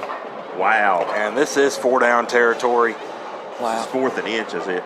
Yeah.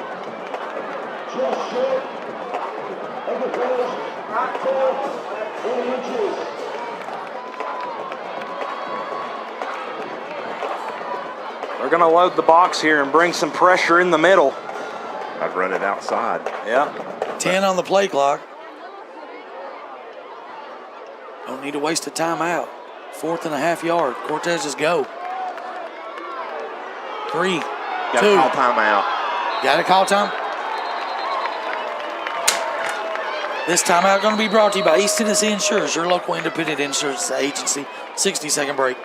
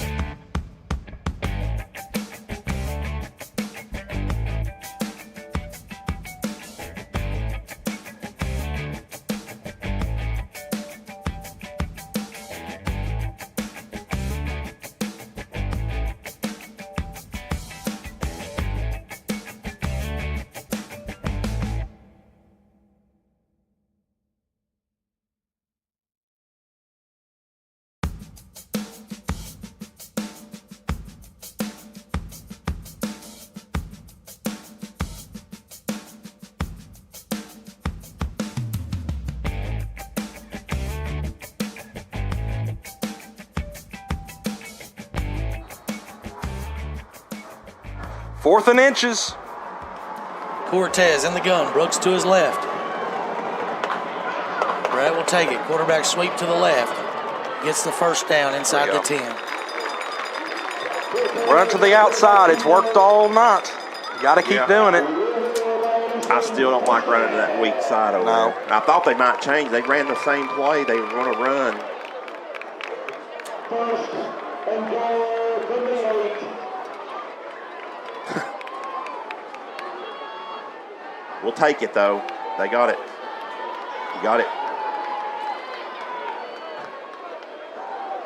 First and goal at the 8. That was another Murphy Bobcat first down for Cortez. Brooks to the left. Cuts it up. Down to the 3. Maybe the 2. That play was almost blown up from the start. Good job by Brett to hand it to him. Inside the 5 now. Second goal. Nothing fancy, just go straight ahead. Hand to Brooks. Oh, he kept it. Cortez will walk into the end zone. Good keep right there, because I think they blew Brooks up. They did, because he's just not getting off the ground. Back at the 5-yard line. Touchdown, BC. Brett Cortez, his second running of the night. And that was much needed. We needed an answer from the offense, and Brett makes sure it gets done. So with 3:56 left in the third, William Blount goes back on top, 28-21. Or 27-21, extra point pending.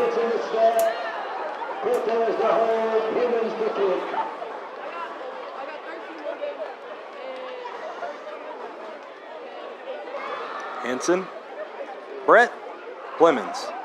Good. 28-21, 60-second break.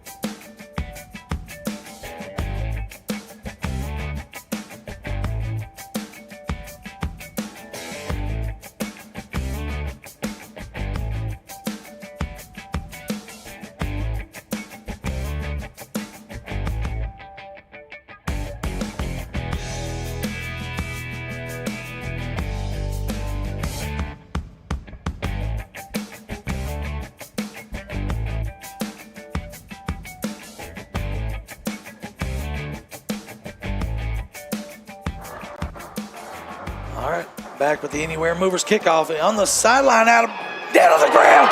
We got it. Wow, we got to get that ball, and I think we did. They're going to call William Blount football. Number 23 has muffed this one. That was big. Cameron Miller, sophomore, up back, and it's recovered by Witherspoon. No, 15. Sam Schultz.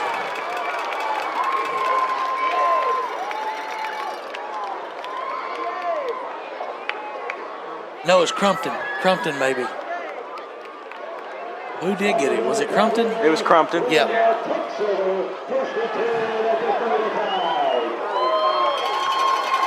First and 10. William Blount going to strike quick right here. Possible double move. Something deep. Take a shot here, Coach Claybo. Cortez takes it. Hands, never mind. Hands decline. Straight ahead. Going to get a few. Looks like they'll get on about 4 down to the 31. Good to see Caleb back in the game. Yep. He's the heart and soul of the O-line, that's for sure. Yeah. Kid plays hard. Second down and 6. Give Klein 4 on first down.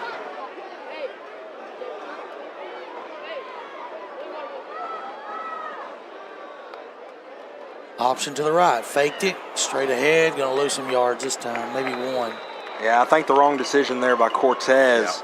It was kind of jammed up a little bit, though. I think Klein would have had positive yardage, though. No, I don't disagree.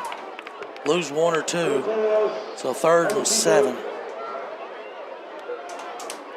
Just one, 3rd and 7.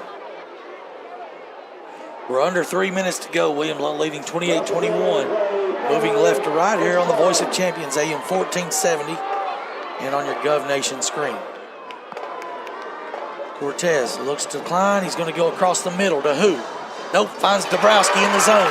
Dabrowski breaks a tackle. Gavin, Dabrowski again. Touchdown. That's a good yards after catch right there, guys. He broke the tackle. I haven't seen a lot of broken tackle touchdowns. No, just stepped through it right there and then turned on the Jets. Gov's up 2 scores for the first time since the first quarter. Finds a soft spot, makes one guy miss, and then outruns to the pylon. Yeah, Garrett Clark with a downfield block. Try to go up by 14 right here with the extra point. That's another Red Tech scoring drive. And this one's set up after the muffed kick. Got to give Coach Henson credit for that one, as he saw a gap in that defensive alignment on the kickoff. Low snap, Brett gets it down, but the kick is up and good. Your score now, William Blount 35, Hurricanes 21, 60-second break.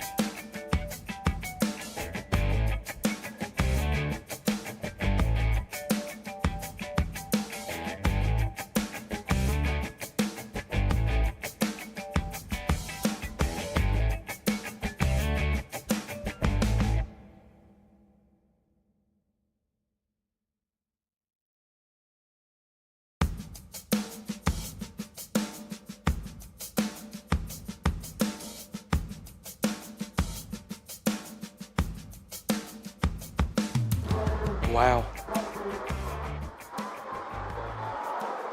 Another pooch kick, this time going to hit the ground. Where's it going to go? Out of bounds. 35-yard line. Unless they want us to re-kick.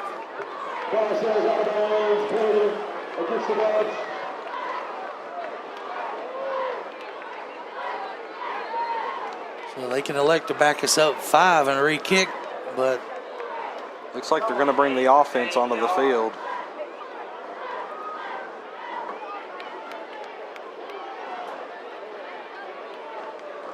.231 here in the third quarter. It feels like we've been under 6 minutes for quite a while now. As William Blount with 2 quick offensive strikes.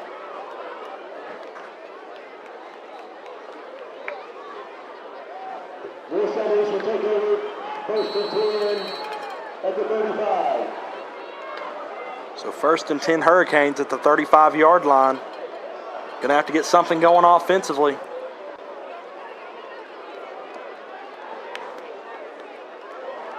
looking deep this time. Got a man. It's Brandon. He's caught it into William Blount territory. In between 2 defenders. Nice. What a ball there. Nice play right there.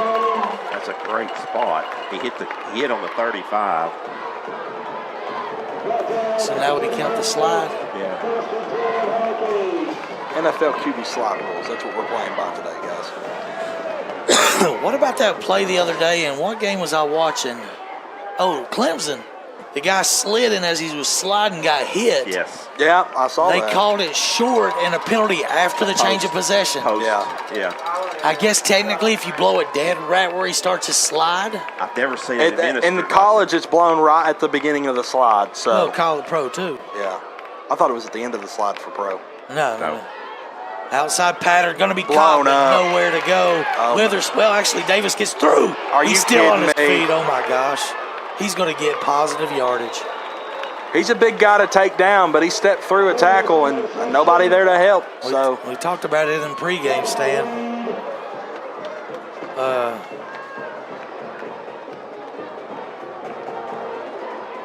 Game of 7, second and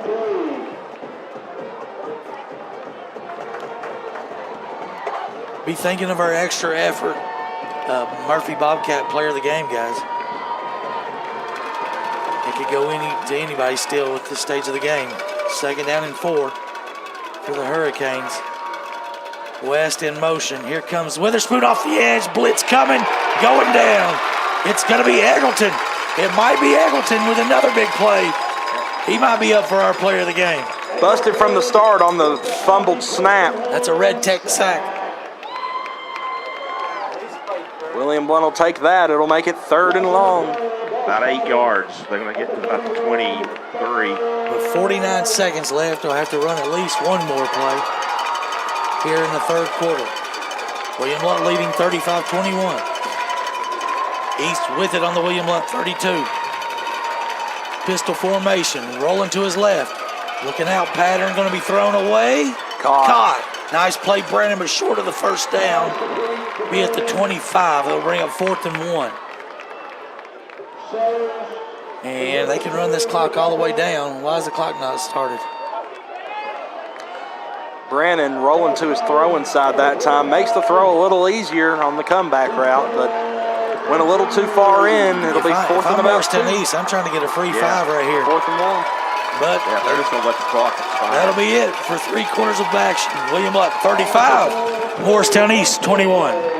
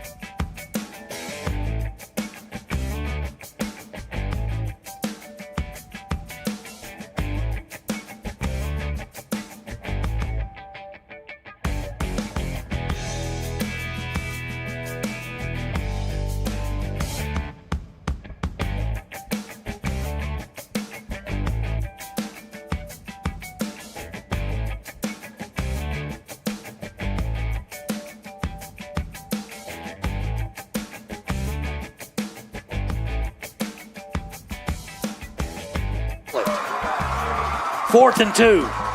They got the power package in, number 12. There he is, 1st down and more, touchdown possible. And he's down in the 5 to the 3-yard line. As they were moving forward at the snap of the ball. 2 guys were actually.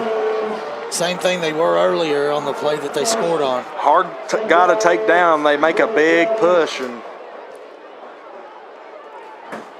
1st and goal now for the Canes. At the 3-yard line. Same formation, Folk in the shotgun, pistol, hands and keeps it going nowhere. Stuff that As time. Query gets him there first, and now a host of Governors for no gain.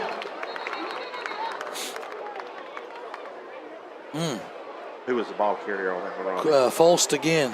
Folks, Trevor Folks, the backup Wildcat quarterback. Looks like his jersey might be ripped underneath there. He's got a big. Oh no, it's just pulled down. Okay.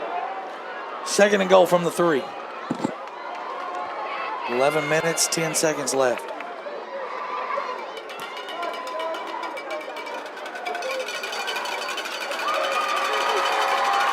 $20 on the play clock. Power package to the right. He'll take it, he'll hand it. This time running right. And William lets there again. They go. This could be a big holding penalty. Be a hold penalty. That's why you don't run wide. That's why you don't run wide. Gonna call a hold. Yep, that's an easy call for the official in the back. You know who he's holding?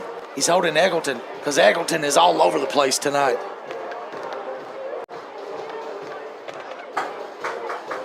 Eladio Perdomo Eggleton. Just a sophomore is number 55 for William Blount. So 2nd and goal outside of their own 10 now.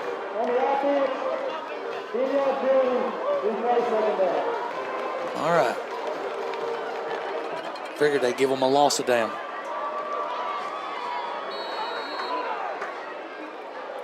Second and 13. 2nd and goal from the 13. In the pistol now is Billings. Back in, rolling to his left. He's got a guy wide open. It's Brandon. Now he throws the corner. Gilliam touchdown. What a 1 foot in. catch. Nice play there. You gotta think that's a touchdown. It is. Rolling to the throwing side again. It's going to be easier to make those passes. He's able to do it there. Yeah, he likes to roll to his right and throw with his left hand. Well, he thought that was going to be a big holding penalty. It turned out to not be.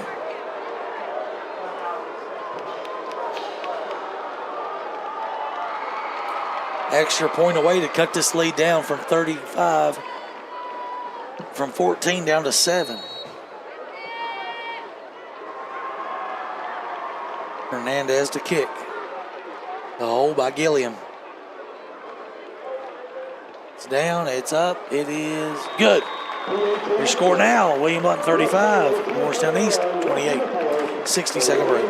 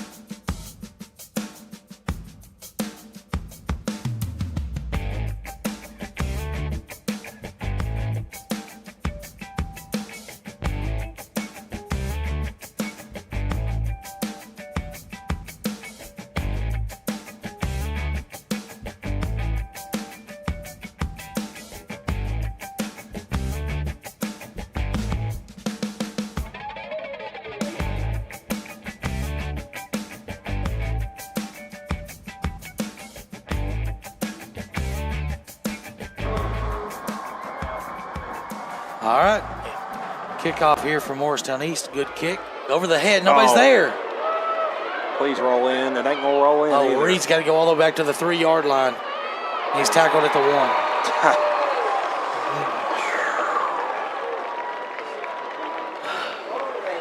We've had some major special teams issues tonight, guys. Yep, William Blount's going to have to go 99 yards. Both guys ran up the block, just didn't communicate. We got a score with 6 minutes to go. Maryville cuts it to within one score. It's 21-14. And Powell's opened it up on Heritage. Halls has opened it up on Hardin Valley. Some games have been canceled up in Northeast Tennessee. A lot of games delayed. Now we got 1st and 10 here at our own 1-yard line. Handoff to Brooks. Big hole. Spin it out of it. But tackled from shoestring tackle up to the 9-yard line. No, he's working at the 7. 7 yard. He got tackled at the 9. Maybe the 8. It's a terrible spot. Cortez takes it. Hands decline. No, he kept it. Cortez, big hole. 10, 20, 25, 30. 35, bounces it out 40. And still on his feet, 40 at the 50. And inside West-East territory at the 40-yard line. Brett Cortez on the ground tonight. And gives up and gives you the first down signal. Right in front of the student section. They get them pumped up as the Govs get from out from under their own goalpost. Yep, that's a good way to do it right there. Good pull by Brett, and he's able to take it all the way down inside Hurricane territory. 1st and 10. This fourth quarter first downs are brought to you by Bowen Door. making your first best impression. 1st and 10 for the Govs at the 37-yard line of the Hurricanes. 3 receivers left, 1 right. Klein is the tailback, looking to his left. He's going to throw it across the middle of the lane. No, he's chucking as far as he can. Left side, Stewart. Pass interference. Stewart almost come down with it. But the guy was grabbing him. It'll be a 15-yard penalty and another bow and door service first down.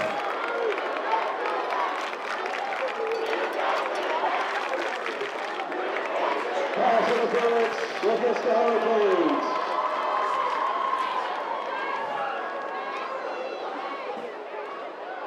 So William Blount will be set up inside. I think he'll be right at the 20, I think, or 21.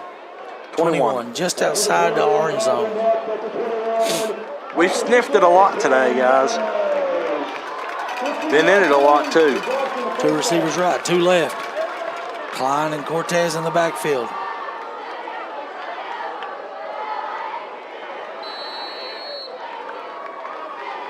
Stacks, really wide splits here for Blount.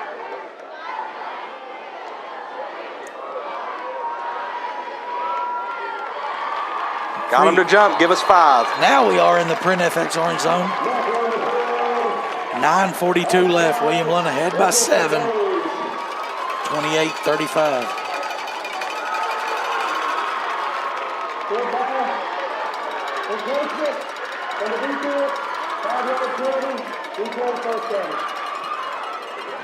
Morristown over 100 yards in penalties now, so.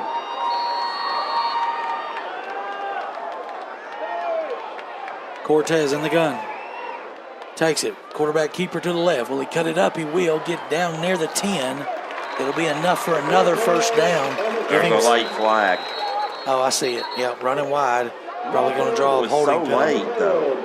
Yeah, I mean, that flag came out after the play was over.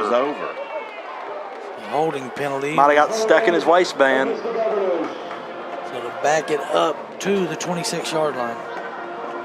Well, now, if it's from the line of scrimmage, that would be a spot foul if it's downfield, but they didn't rule it downfield. No, you threw it in the backfield. Why is he going to the 27? No way. That's not right. That's not right. That's not right. What are they doing?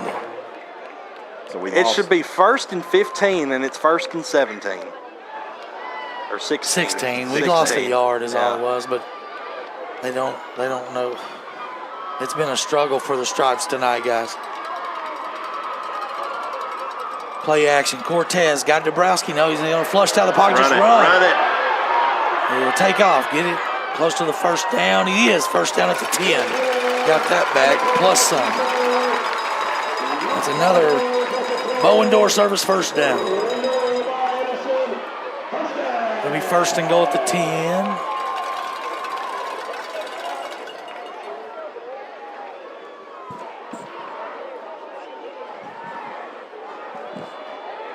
Here on Mike White Field, Skip Murren Stadium. Guys, Brent Cortez approaching 200 yards on the ground tonight, 184 right now. Yeah, he's used his legs a lot tonight, that's for sure. He's got split tailbacks. He will take and hand to Brooks. Brooks staying in the hole, gets a couple down to the 8. Clock will tick. We'll be under 9 minutes when we snap the ball here. More importantly, we got to go up by 2 scores no matter what. Yeah. And you hate to have 1st and goal from the 10-yard line, don't you?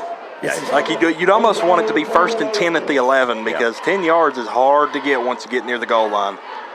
Well, that extra yard gives you 4 more downs. Yeah. So. But 3 receivers left as they bring in Landon Rich.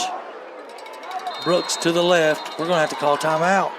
it's our second one, too. This guys. second timeout of the second half brought to you by Blevins Realty Group, making buyers and sellers happy. 60-second break.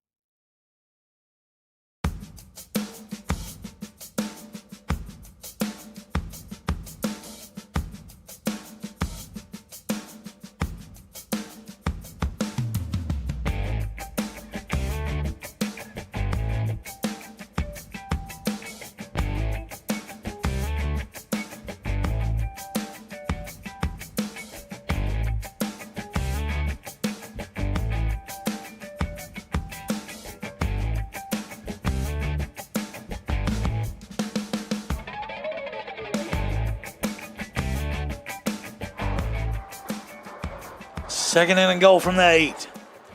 Bring out Brooks, bring in Klein. Cortez, straight drop, still in the pocket. Rolling backwards, needs to get rid of it. And he's going to throw. No. Caught! They're going to say, Offensive pass. yeah, they're going to say he pushed. They also said he was out of bounds. But I don't think he was out of bounds, was he? The guy motioned out of bounds, but he pushed off. Yes, for sure, offensive pass interference or illegal touching. Oh, maybe that. Maybe he did step out of bounds before. Right. That's why he dropped. I think he dropped a beanbag down. They're going to probably say two fouls here, both on the offense. You can't really see it. But Yeah, it's a No, he wasn't out of bounds. He wasn't out of so bounds. it's just offensive pass interference. He threw the wrong bag. Oh, he threw the wrong thing. Yeah, I think he threw the wrong bag. So now you're possibly being out of field goal range.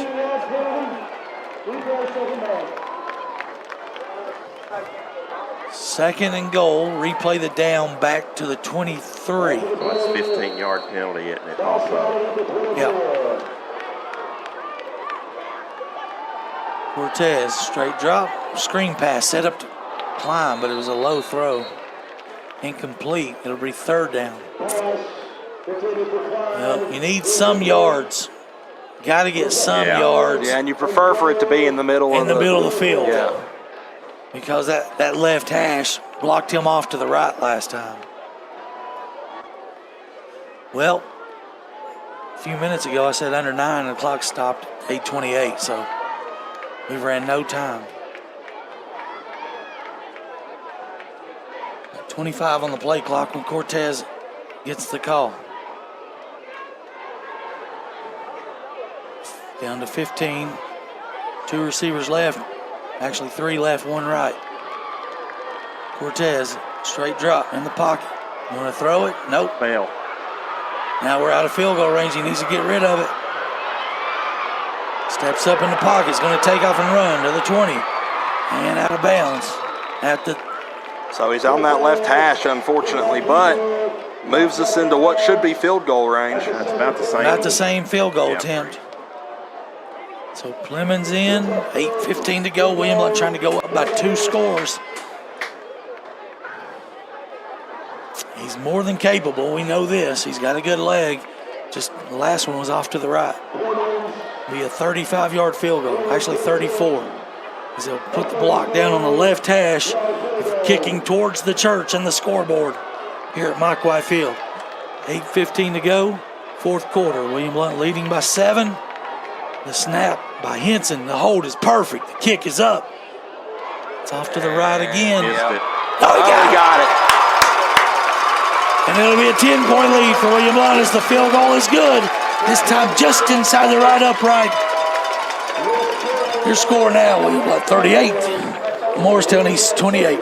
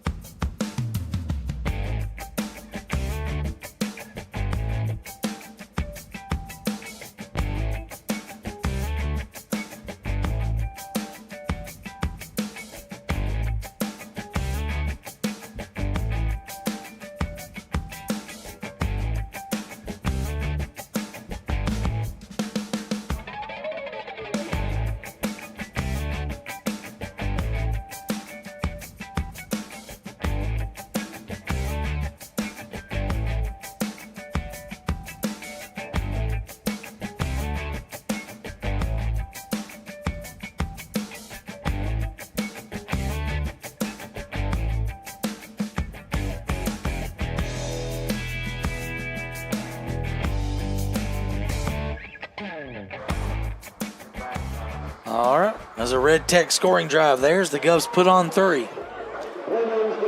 Here's your anywhere movers kick set by Plemons. Try to get the replay on that kick, I believe. The snap, kick. It might have gotten tipped. Don't know. Either way, it was good. Here we go. Plemons will pooch it again. This time a little deeper and out of bounds. No, it hits softly like a Pro V1. Stopped at the 20-yard line. Reverse. To Brandon, there's a penalty flag coming in. Something's coming back. He's going out of bounds at the 25 anyways. We got some type of penalty here at the 40. Soft like a Pro V1, huh? Well, my Pro V1's. Carter, Yeah, mine Carter, don't. yours hit like a rock. I'm No, sorry. mine tend to hit like a rock and run off the green. Shipping for par a lot of the time. So this penalty should come from the end of the Run, into the run. So back to the 15-yard line. Let's see if they get this one right.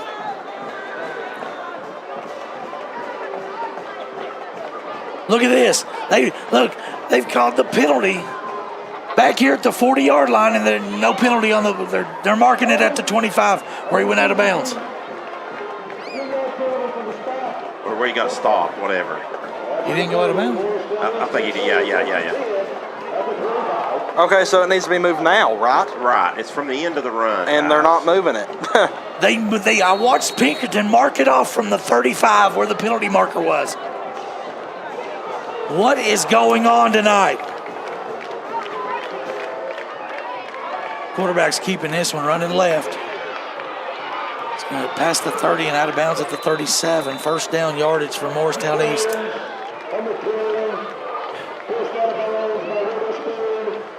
Robbie, I hope you're writing all this down to ask.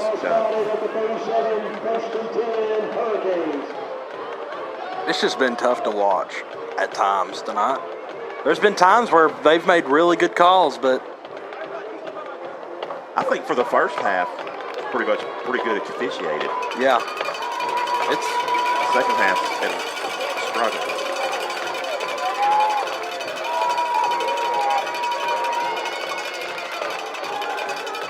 low snap again, able to hold on to it.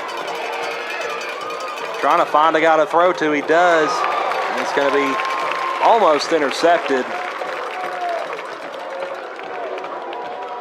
Here's your Heartland Roofing replay.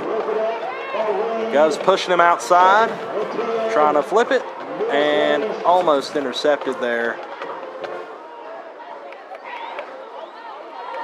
So it'll be 2nd and 10. Under 8 minutes remaining here. It's been a long 2 minutes, guys. You know, I hate to harp on the refs, but I always brag about how good the referees are in our region and area. But this is so bad tonight on all fronts. Quarterback keeper running right. It's going to be on. I think it's going to be on us. On us. I believe it's probably holding. Offensive Okay. holding. Oh, okay. I figured we might I have thought seen it was a hands to the sideline. face or I thought it was a something. sideline warning. Let's make sure they spin and monitor. Or From the spot, from the 37-yard line. Line of scrimmage. They're going to get this one right. I thought they were getting Cortez for sideline interference. Hey, there we go. They marked it off properly here. And I know there's new rules this year, and it's kind of confusing, but we're in the 4th game of the year, plus a jamboree, plus scrimmages. They shouldn't have these problems right now, Stan. Well, like on the kick, I mean, that's... Yeah, I mean, that's a no-brainer. We got a final from Maryville. West 21, Maryville 14. They're 2-2. Rolling out left, throwing across his body. William Lunt's got good coverage. And he caught it. Brennan comes down He anyways. pushed off. That should be offense. But It looks like Randy's holding his shoulder. he's saying he never was down, that he landed on the guy. And Randy Reed's going to go down, guys. Randy Reed's holding his shoulder. Here's your instant replay.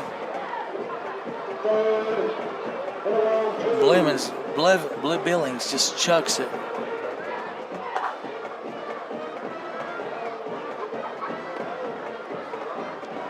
Unless his right knee was down. I don't know if he was down. No, I'm not. Did he push off? Couldn't really tell. But Randy's going to walk off under his own power. It's just a little stinger, I think, for him.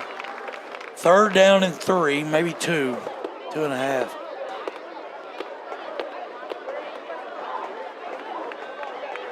As Brett Cortez looks to be coming in on defense here. He does that whenever one of the DBs needs a break.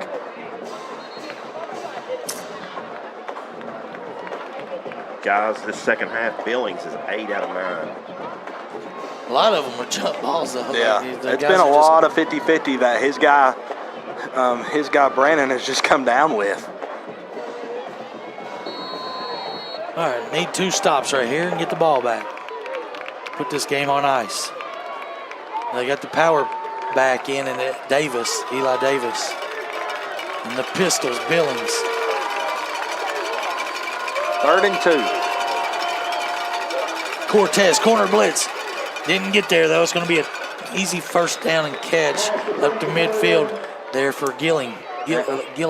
Picked up really well there by the running back. As Brett read it, he read the snap perfectly. But they roll him to the left. Yeah. They roll Billings to the left, so Randy Reed checks back in, and Brett Cortez will check out.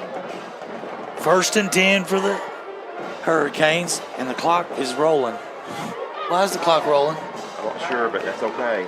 I know. He was out of bounds, wasn't he? He clearly out of bounds. 4 yards out of bounds.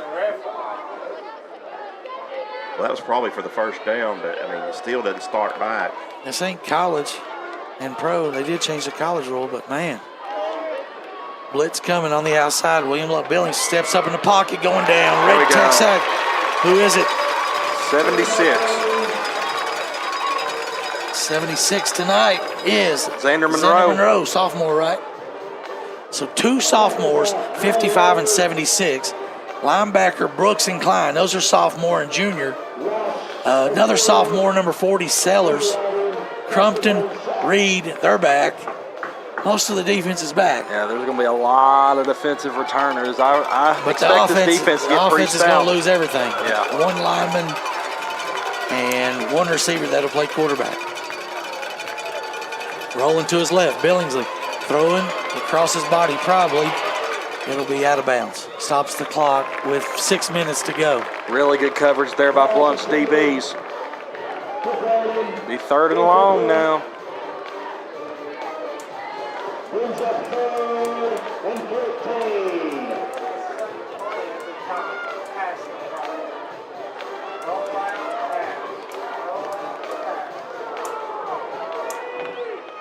Governor's in need of 2 stops here. So move the clock back up to, oh, never mind. Still 5:59 on the board. It moved up to 6 on our scoreboard here.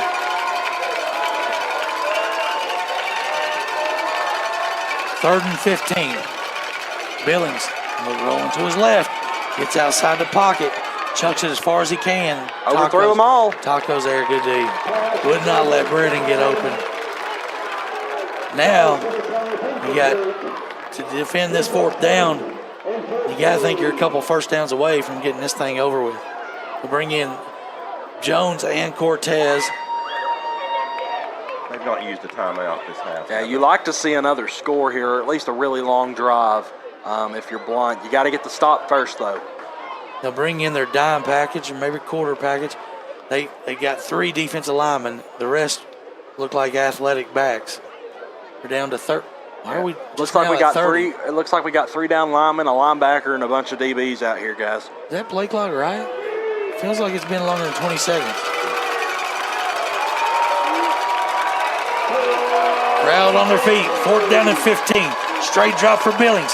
Throws it across the middle. Intercepted. Cortez rolling to his left.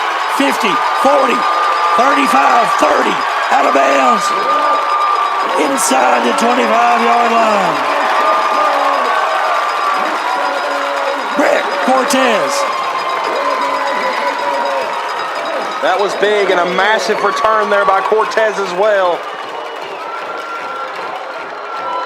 There's nowhere to go with the ball. 4 defenders there for William Blount, 2 receivers for East. I like our chances. Let's put 1 more score on the board. Try to get 1 more score on the board, an adios sis or a first down.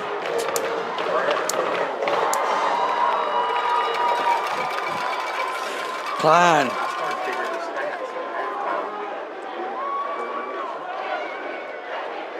Klein will be to the right of Cortez. It'll be a handoff to Klein. Straight ahead, still on his feet. Still on his feet. Down inside the 20 to the 19-yard line.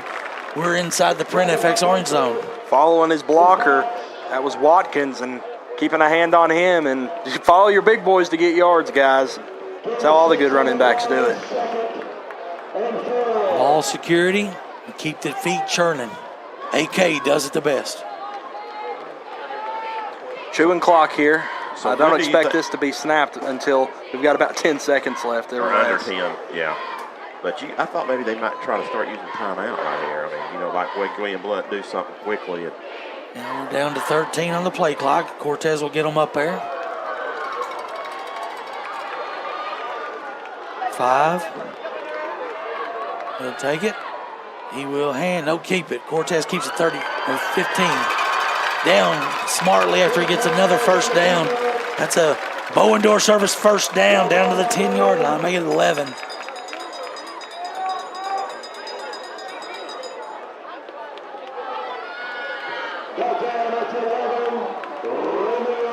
So it'll be 1st and 10 at the 11. Brett's going to need some Pedialyte after this game. He has been Yes. running hard tonight. I tell you what, if he had all-purpose, I don't have his defensive, but I would say that was probably like a 40-yard return, maybe. So Yeah, he's about a 500 piece, right? yeah, he's at 198 on the ground. Option left, keeps it. He's going to walk into the end zone for his 3rd touchdown. And for the 4th straight week for William Blount, adios. Adios to Morristown East. And Brett Cortez puts it on ice from 11 yards out untouched for another Red Tech scoring play. His 3rd rushing tonight. Plus he threw a couple more. It's gonna be hard to not give him the extra effort. Player of the game. But he's already won it once. Well, yeah, but I mean, guys, I'm going to go 2 of them tonight. It'll be Brett and Eggleton. Good. Extra point is up and good. William Blount now with a season high 45 points. 60-second break.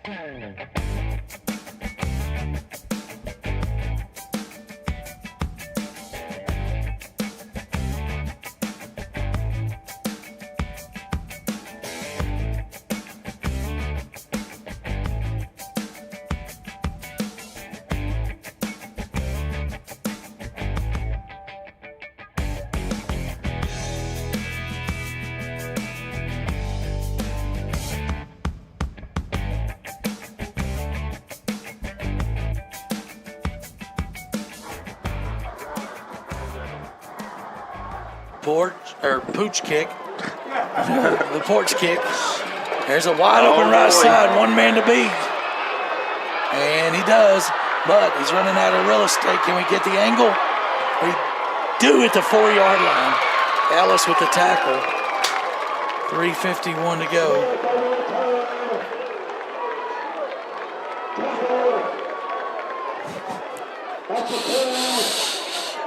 Adios in jeopardy. Well, that's a momentum shifter.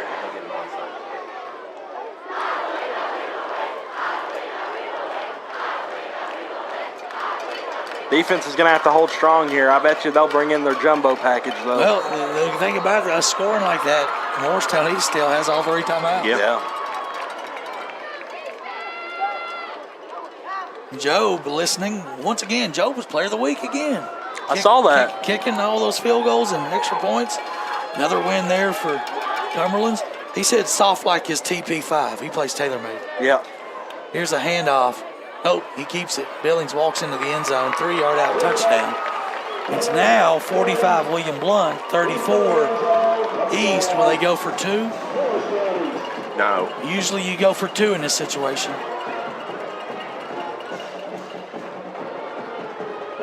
Nope, they're going to go for 1. Down 11, no, because then you have to get a 2, right? Yeah. No, you're right. I'm sorry. I'm just thinking 12. Yes. They need to cut it to 11, but yes, this will cut it to 10. Well, actually, no, you do, because if you do score twice, the second score is going to win you the game.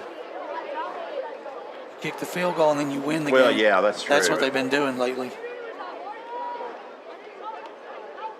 But if you don't get it, then you can, best you can do is Well, you time. still need to score twice anyways.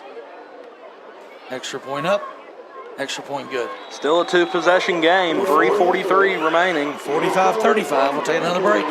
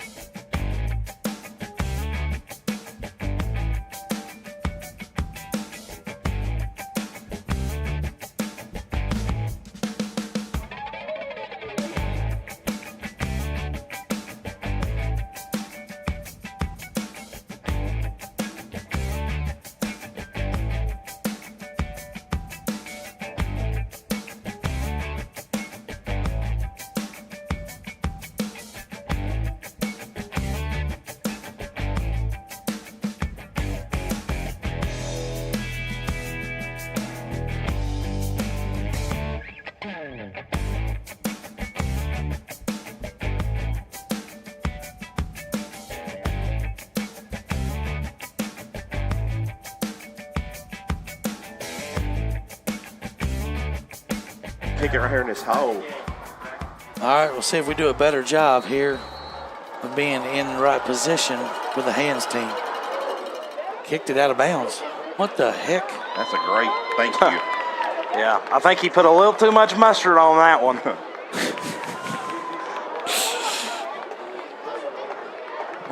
My boy's staying up here sweating.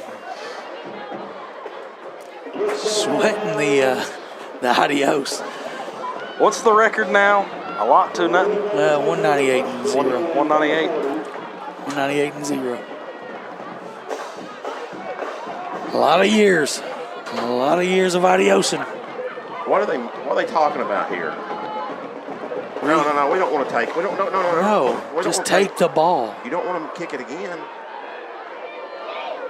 Ball went out at the 40. You're even 5 yards better than normal. That's true. If it goes out before. And now they're going to move it. Yeah.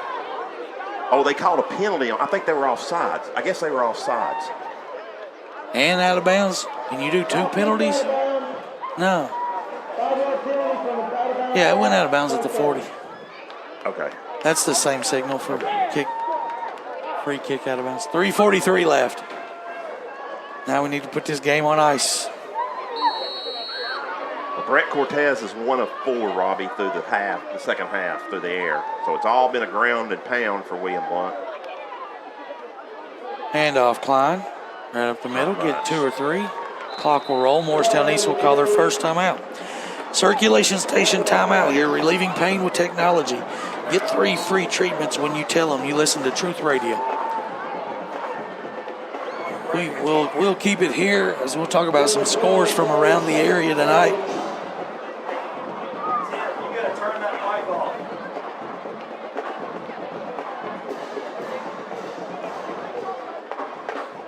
Maryville loses tonight.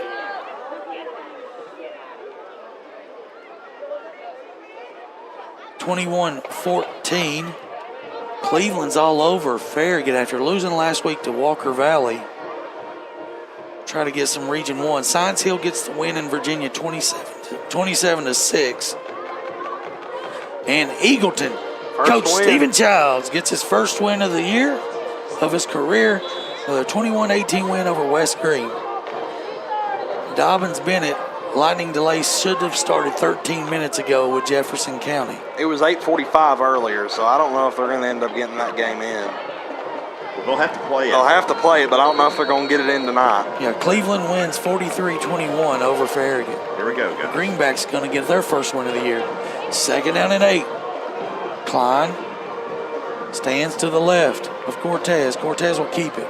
Tries to break a tackle. He will. And he's going to get don't get hurt. It's an awkward tackle.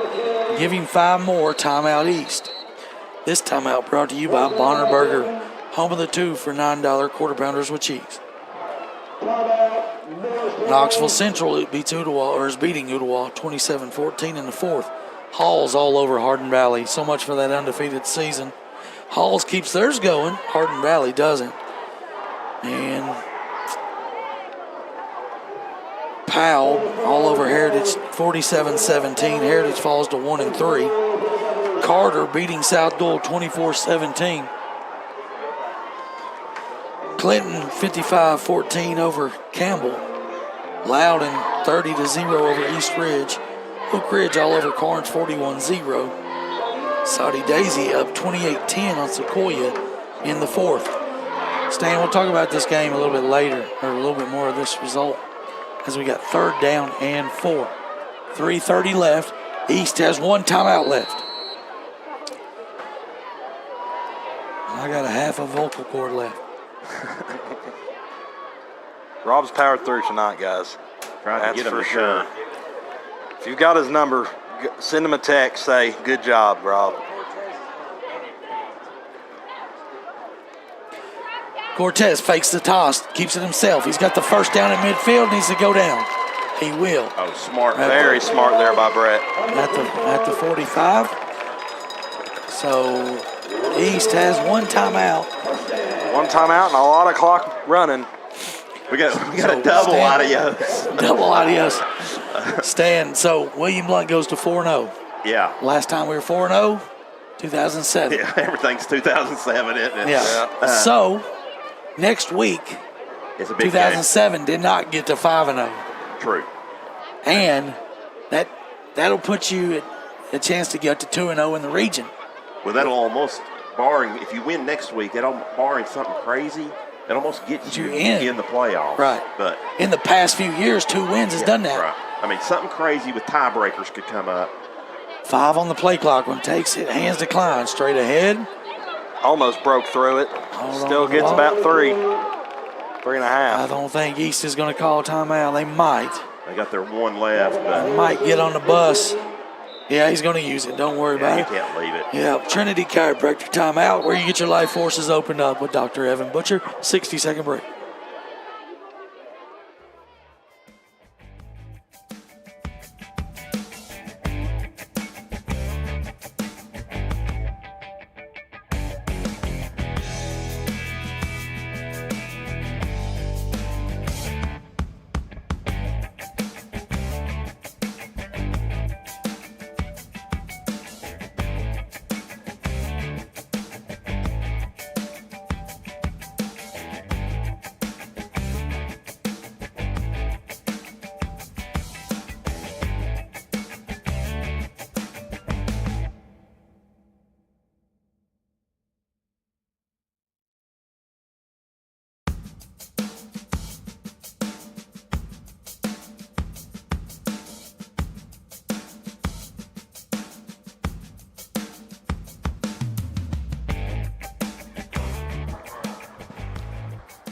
All right, 2nd down and 7.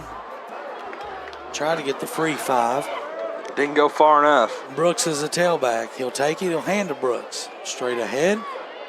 Now he's short. His knee did hit. This is a good spot. Yep. No, it's the right spot. So Brooks, they cannot stop the clock right here. So that clock will roll down to under 2 minutes. So you got 2 more plays here to get 4 yards. And at the worst case, you turn it over on downs. It'll be 1 minute to go. If I'm Coach Claybo, I'll probably go all the way down and maybe call my timeouts. Well, he's only got 1 left. Oh, yeah, that's right. He used to. Got about 3 here to go. 7 seconds on the play clock. Cortez takes the shotgun snap straight ahead. Quarterback run. First down. That'll do it. It'll be the Painter formation as the Govs will get into victory formation now with no timeouts and a new set of downs on this Bowen Door service. First down.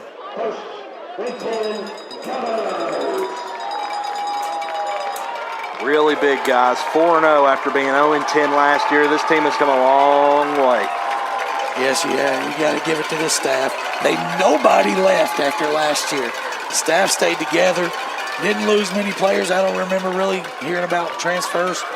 They bought in, and the feeder programs are rolling in. More players, more numbers. Things are on the rise for the Govs. Over 300 yards on the ground for the Governors. Most of that, 226 from Cortez. We don't count this. He'll take one more knee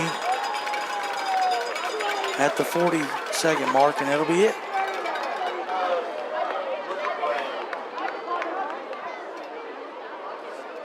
Our player of the game is going to be Brett Cortez, and our defensive player of the game for the Govs will be Alado Perdermo Eggleton. Created a lot of havoc.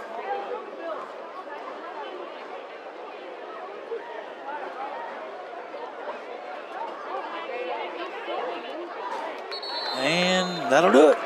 Your final score here from Mike White Field, Skip Burns Stadium. William Lump 45, Morristown East 35. We'll take a couple minute breaks, come back with some stats and some interviews here from the field.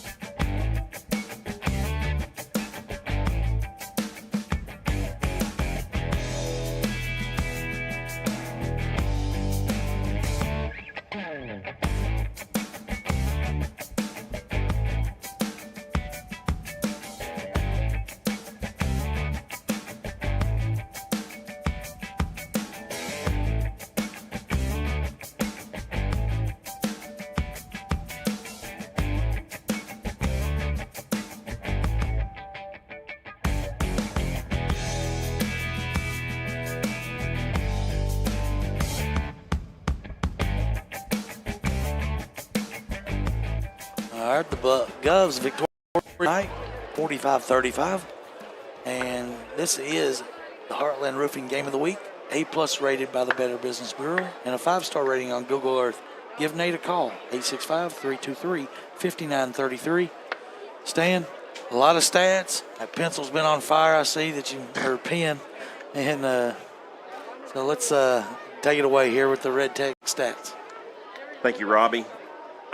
And a lot of scoring here in the first half. Not only through the game, 45-35 final for William Blount. Blount gets on the board with a couple of touchdowns in the first quarter. An 8-yard pass from Cortez to Clark, and then a Cortez 12-yard run. Clemens good on both extra points to make it 14-0 Governors. Then the Morristown strikes first, or the first strike for them was on a 4th and goal, a 2-yard run by Folks. Hernandez kick makes it 14-7. William Blount answered with Dabrowski's 19-yard pass from Cortez. Clemens makes it 21-7 at that point. But Morristown East comes back and gets a 7-yard pass from Billings. Hernandez kick made it 21-14 William Blount at the half. Second half, the wheels looked to start to fall off for William Blount as they muffed a punt, and Morristown recovered it right at the end zone for the touchdown. Hernandez kicked it through to tie it 21-all. But William Blount answered. Cortez with a 3-yard run. Clemens kick made it 28-21. And then Dabrowski with a 32-yard pass from Cortez. Clemens' extra point made it 35-21 Govs at the end of 3. But Morristown East would not quit. They came back with a 13-yard pass from Billings to Gilliam in the corner of the end zone. Hernandez made it 35-28. A big 34-yard field goal put William Blount up 38-28. That was by Clemens. And then Cortez iced it with the 11-yard run. Clemens' kick made it 45-28. Morristown East did get one late score on the kick return, set up the kick return. Billings' 2-yard run. Hernandez makes it 45-35, your final. For statistics, William Blount first downs 24, Morristown East 14. Rushing, William Blount 41 attempts for 301 yards on the ground. Morristown 33 attempts for 115 yards. William Blount, not really big numbers through the air, but efficient. 6 of 16.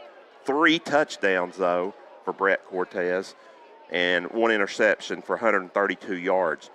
Morristown was 16 of 26 through the air. 2 touchdowns. They also had 1 interception for 153 through the air. Total yards, William Blount rolled up 433 to Morristown's 268. William Blount better in the penalties, 6 this week for 65. Morristown had 14 penalties for 112. Each team turned the football over twice. William Blount did not punt, 0, and Morristown had 4 for 29.5 average. Individually, well, for William Blount, it's mostly the Brett Cortez show. Not all, though. Had some other players got in, but Cortez on the ground, 226 on about 25 carries. So he's going to be a tired young man. Klein added 52 yards on the ground, most of that in the second half. 23 yards for Brooks. A lot of that coming late as well. 132 through the air for Cortez. Receiving, it was Jackson Dabrowski with 58 yards. Gavin with 66 yards and 2 touchdowns for Gavin. So, Robbie, that gives him, 5 touchdowns the last 2 games, Gavin Dabrowski. So, two more tonight for him. Really, that was most of the receiving, although Clark did catch the first touchdown. He had 1 catch for 8 yards, but it was a touchdown. Over on the Morristown side of the ball, of course, they spread it out a little bit running. Nothing going much in the second half, though, on the ground for them, as Billings ended up with 19 yards. Davis with 20. West didn't carry the football in the second half. He had 24 yards. Woody had 30 yards, and Folk 22 yards. 153 through the air for Morristown. That was all from the quarterback Billings. And then the receptions, most of the damage was done by either Clemens with 71 yards, Brannon with 42 yards. Also getting in on the action, Green caught the touchdown. He had 33 yards total in that. Davis had a catch for 7 yards also. So once again, William Blount wins it, goes to 4-0. Robbie, 1-0 in the region. 45-35 is your score. All right. Looks like we'll take another short break, and then we'll come back with Timothy. He'll have Coach Claybo on the sideline. We'll take a 30-second break.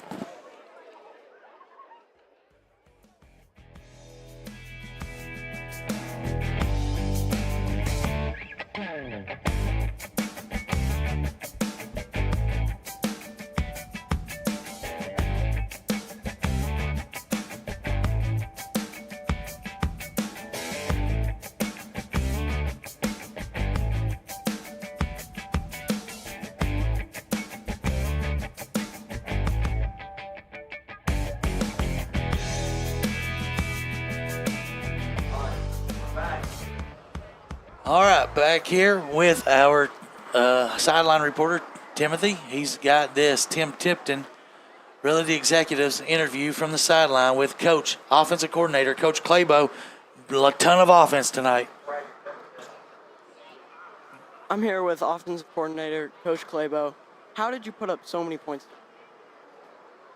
Well, I think we left a few out there, to be honest with you. But the kids played great. We had a plan coming into the game that we were going to come out in an empty look, and we thought it would cause confusion because they hadn't seen us do it all year. And it did. You know, the first few drives there, we were kind of clicking like fire, and we were scoring at will. And then we kind of got bogged down again, which we have the last not 3 weeks, but the last 2 weeks. But we finally kind of overcame that. Had some major adversity with some calls, but you can't do anything about calls. Refs are always going to get them right and get them wrong. So we got to fight through adversity and be able to overcome stuff like that, and we did. Just super proud of our kids and how hard they worked during the week to prepare for this moment. I think it was Michael Jordan says, if you work hard in practice, then you don't have to worry about the game because everything you do in practice is just going to carry over the game. That's what our kids are doing right now. Tough game. I give my hats off to Morristown East. They made some adjustments that kind of, rattled us a little bit. But we overcame. Brett Cortez is unbelievable when you put the ball in his hands, and that's what we did. We got several players, though, that made plays tonight. Just really proud of our kids. Really am. Really proud of our kids. 1-0 in the region. Wow. 1-0 in the region. How's it? Oh, it feels awesome. Feels awesome. I wish we could celebrate a little bit more, but unfortunately, we got some bad news about one of our coaches, Ron Bowlinger's brother-in-law, unfortunately passed away in a motorcycle accident. So that's the fourth motorcycle accident in 3 weeks. I know the kids will celebrate, but the coaches are feeling for him and his family. And prayers go up. Sorry for you. Go celebrate with you. Thank you, Tim. Thank you, Coach Claybo, for that. That interview brought to you by Tim Tipton. Unbelievable, Coach Ryan Bowlinger. We had a player's father, Aiden Noble. He lost his father a couple weeks ago. Braden Noble lost his father, and a motorcycle guy I went to school with. And then just 2 days ago, one of the kids, like a little brother to me, Nico White, he lost it on a motorcycle. These motorcycles are too dangerous, guys. If you're going to ride them, you've got to be ultra safe because people don't see you. It's too little, like you say, it's just too many. That's 4 I've heard of in the last 3 weeks. Our defensive player of the game tonight will be Eldado Eggleton, and he's down there with Timothy right now. Take it away, Timothy. I'm here on the other side of the ball with defense with your Bobcat Murphy player of the game. How were you able to get so much pressure on the QB? Just sticking to fundamentals, listen to what, our coaches tell us. It was just a good night for the defense. They scored, but, we were able to whoop that butt. I was told to make PG. So. That's a good way to put it. Good way to put it. Here's your reward for being the player of the game. Thank you. Thank you for that. The Murphy Bobcat wants to reward our top players who make the extra effort plays, showing the difference between a good player and a great player. And he put the extra effort in tonight. Eggleton on the defensive side of the ball. But it was Brett Cortez tonight, Stan, leading this Govs to a 4-0 record, 226 through the air with 3 touchdowns, 132 more on the ground. No, backwards. I'm sorry, 226 on the ground. That's a normal number, so I did have, but only 132 through the air. But he did have 3 touchdowns passing, so a total of 6 touchdowns on the night for Brett Cortez. Stan, 4-0 for the first time since 2007. Never been 5-0 in the history of the program. Got that on the line next week. And a big game against Westridge. Yeah, a team that since they came into existence, we haven't beat them. Yeah, 0-3. 0-3 or 2? 0-2, I'm sorry. Yeah. So this will be the third one. Yeah, that third time. So with the new scheduling oddities too, Robbie, that we're making a second consecutive trip up there. Yep. Which we didn't go last year. If you remember, we'll have to be outside, so hope for good weather next Friday night. Yeah, so we can have the broadcast for you guys. We look to get a win against them. We've not fared well, as you said, 0-2, and so This is a huge win. They do need to celebrate tonight, but they got to turn their attention because they got another good one coming up next week. I mean, it's really important, to go on the road and try to steal one, because there's obviously some tougher region games coming down the pike, Yep. But a good start. The Govs 1-0 in the region. You got another game that's going on right now that just kicked off. Yeah. So Dobbins Bend and Jefferson County, the winner of that, well, we'll know after tonight. William Blount will be in second place. Yeah. So one of those teams has got to lose, so William Blount will be 1-0. So thank you to all our listeners and watchers tonight on AM 1470 and Gov Nation Network. I've lost my voice. I hope I have it back by West Ridge next Friday. But thanks for watching, and God bless.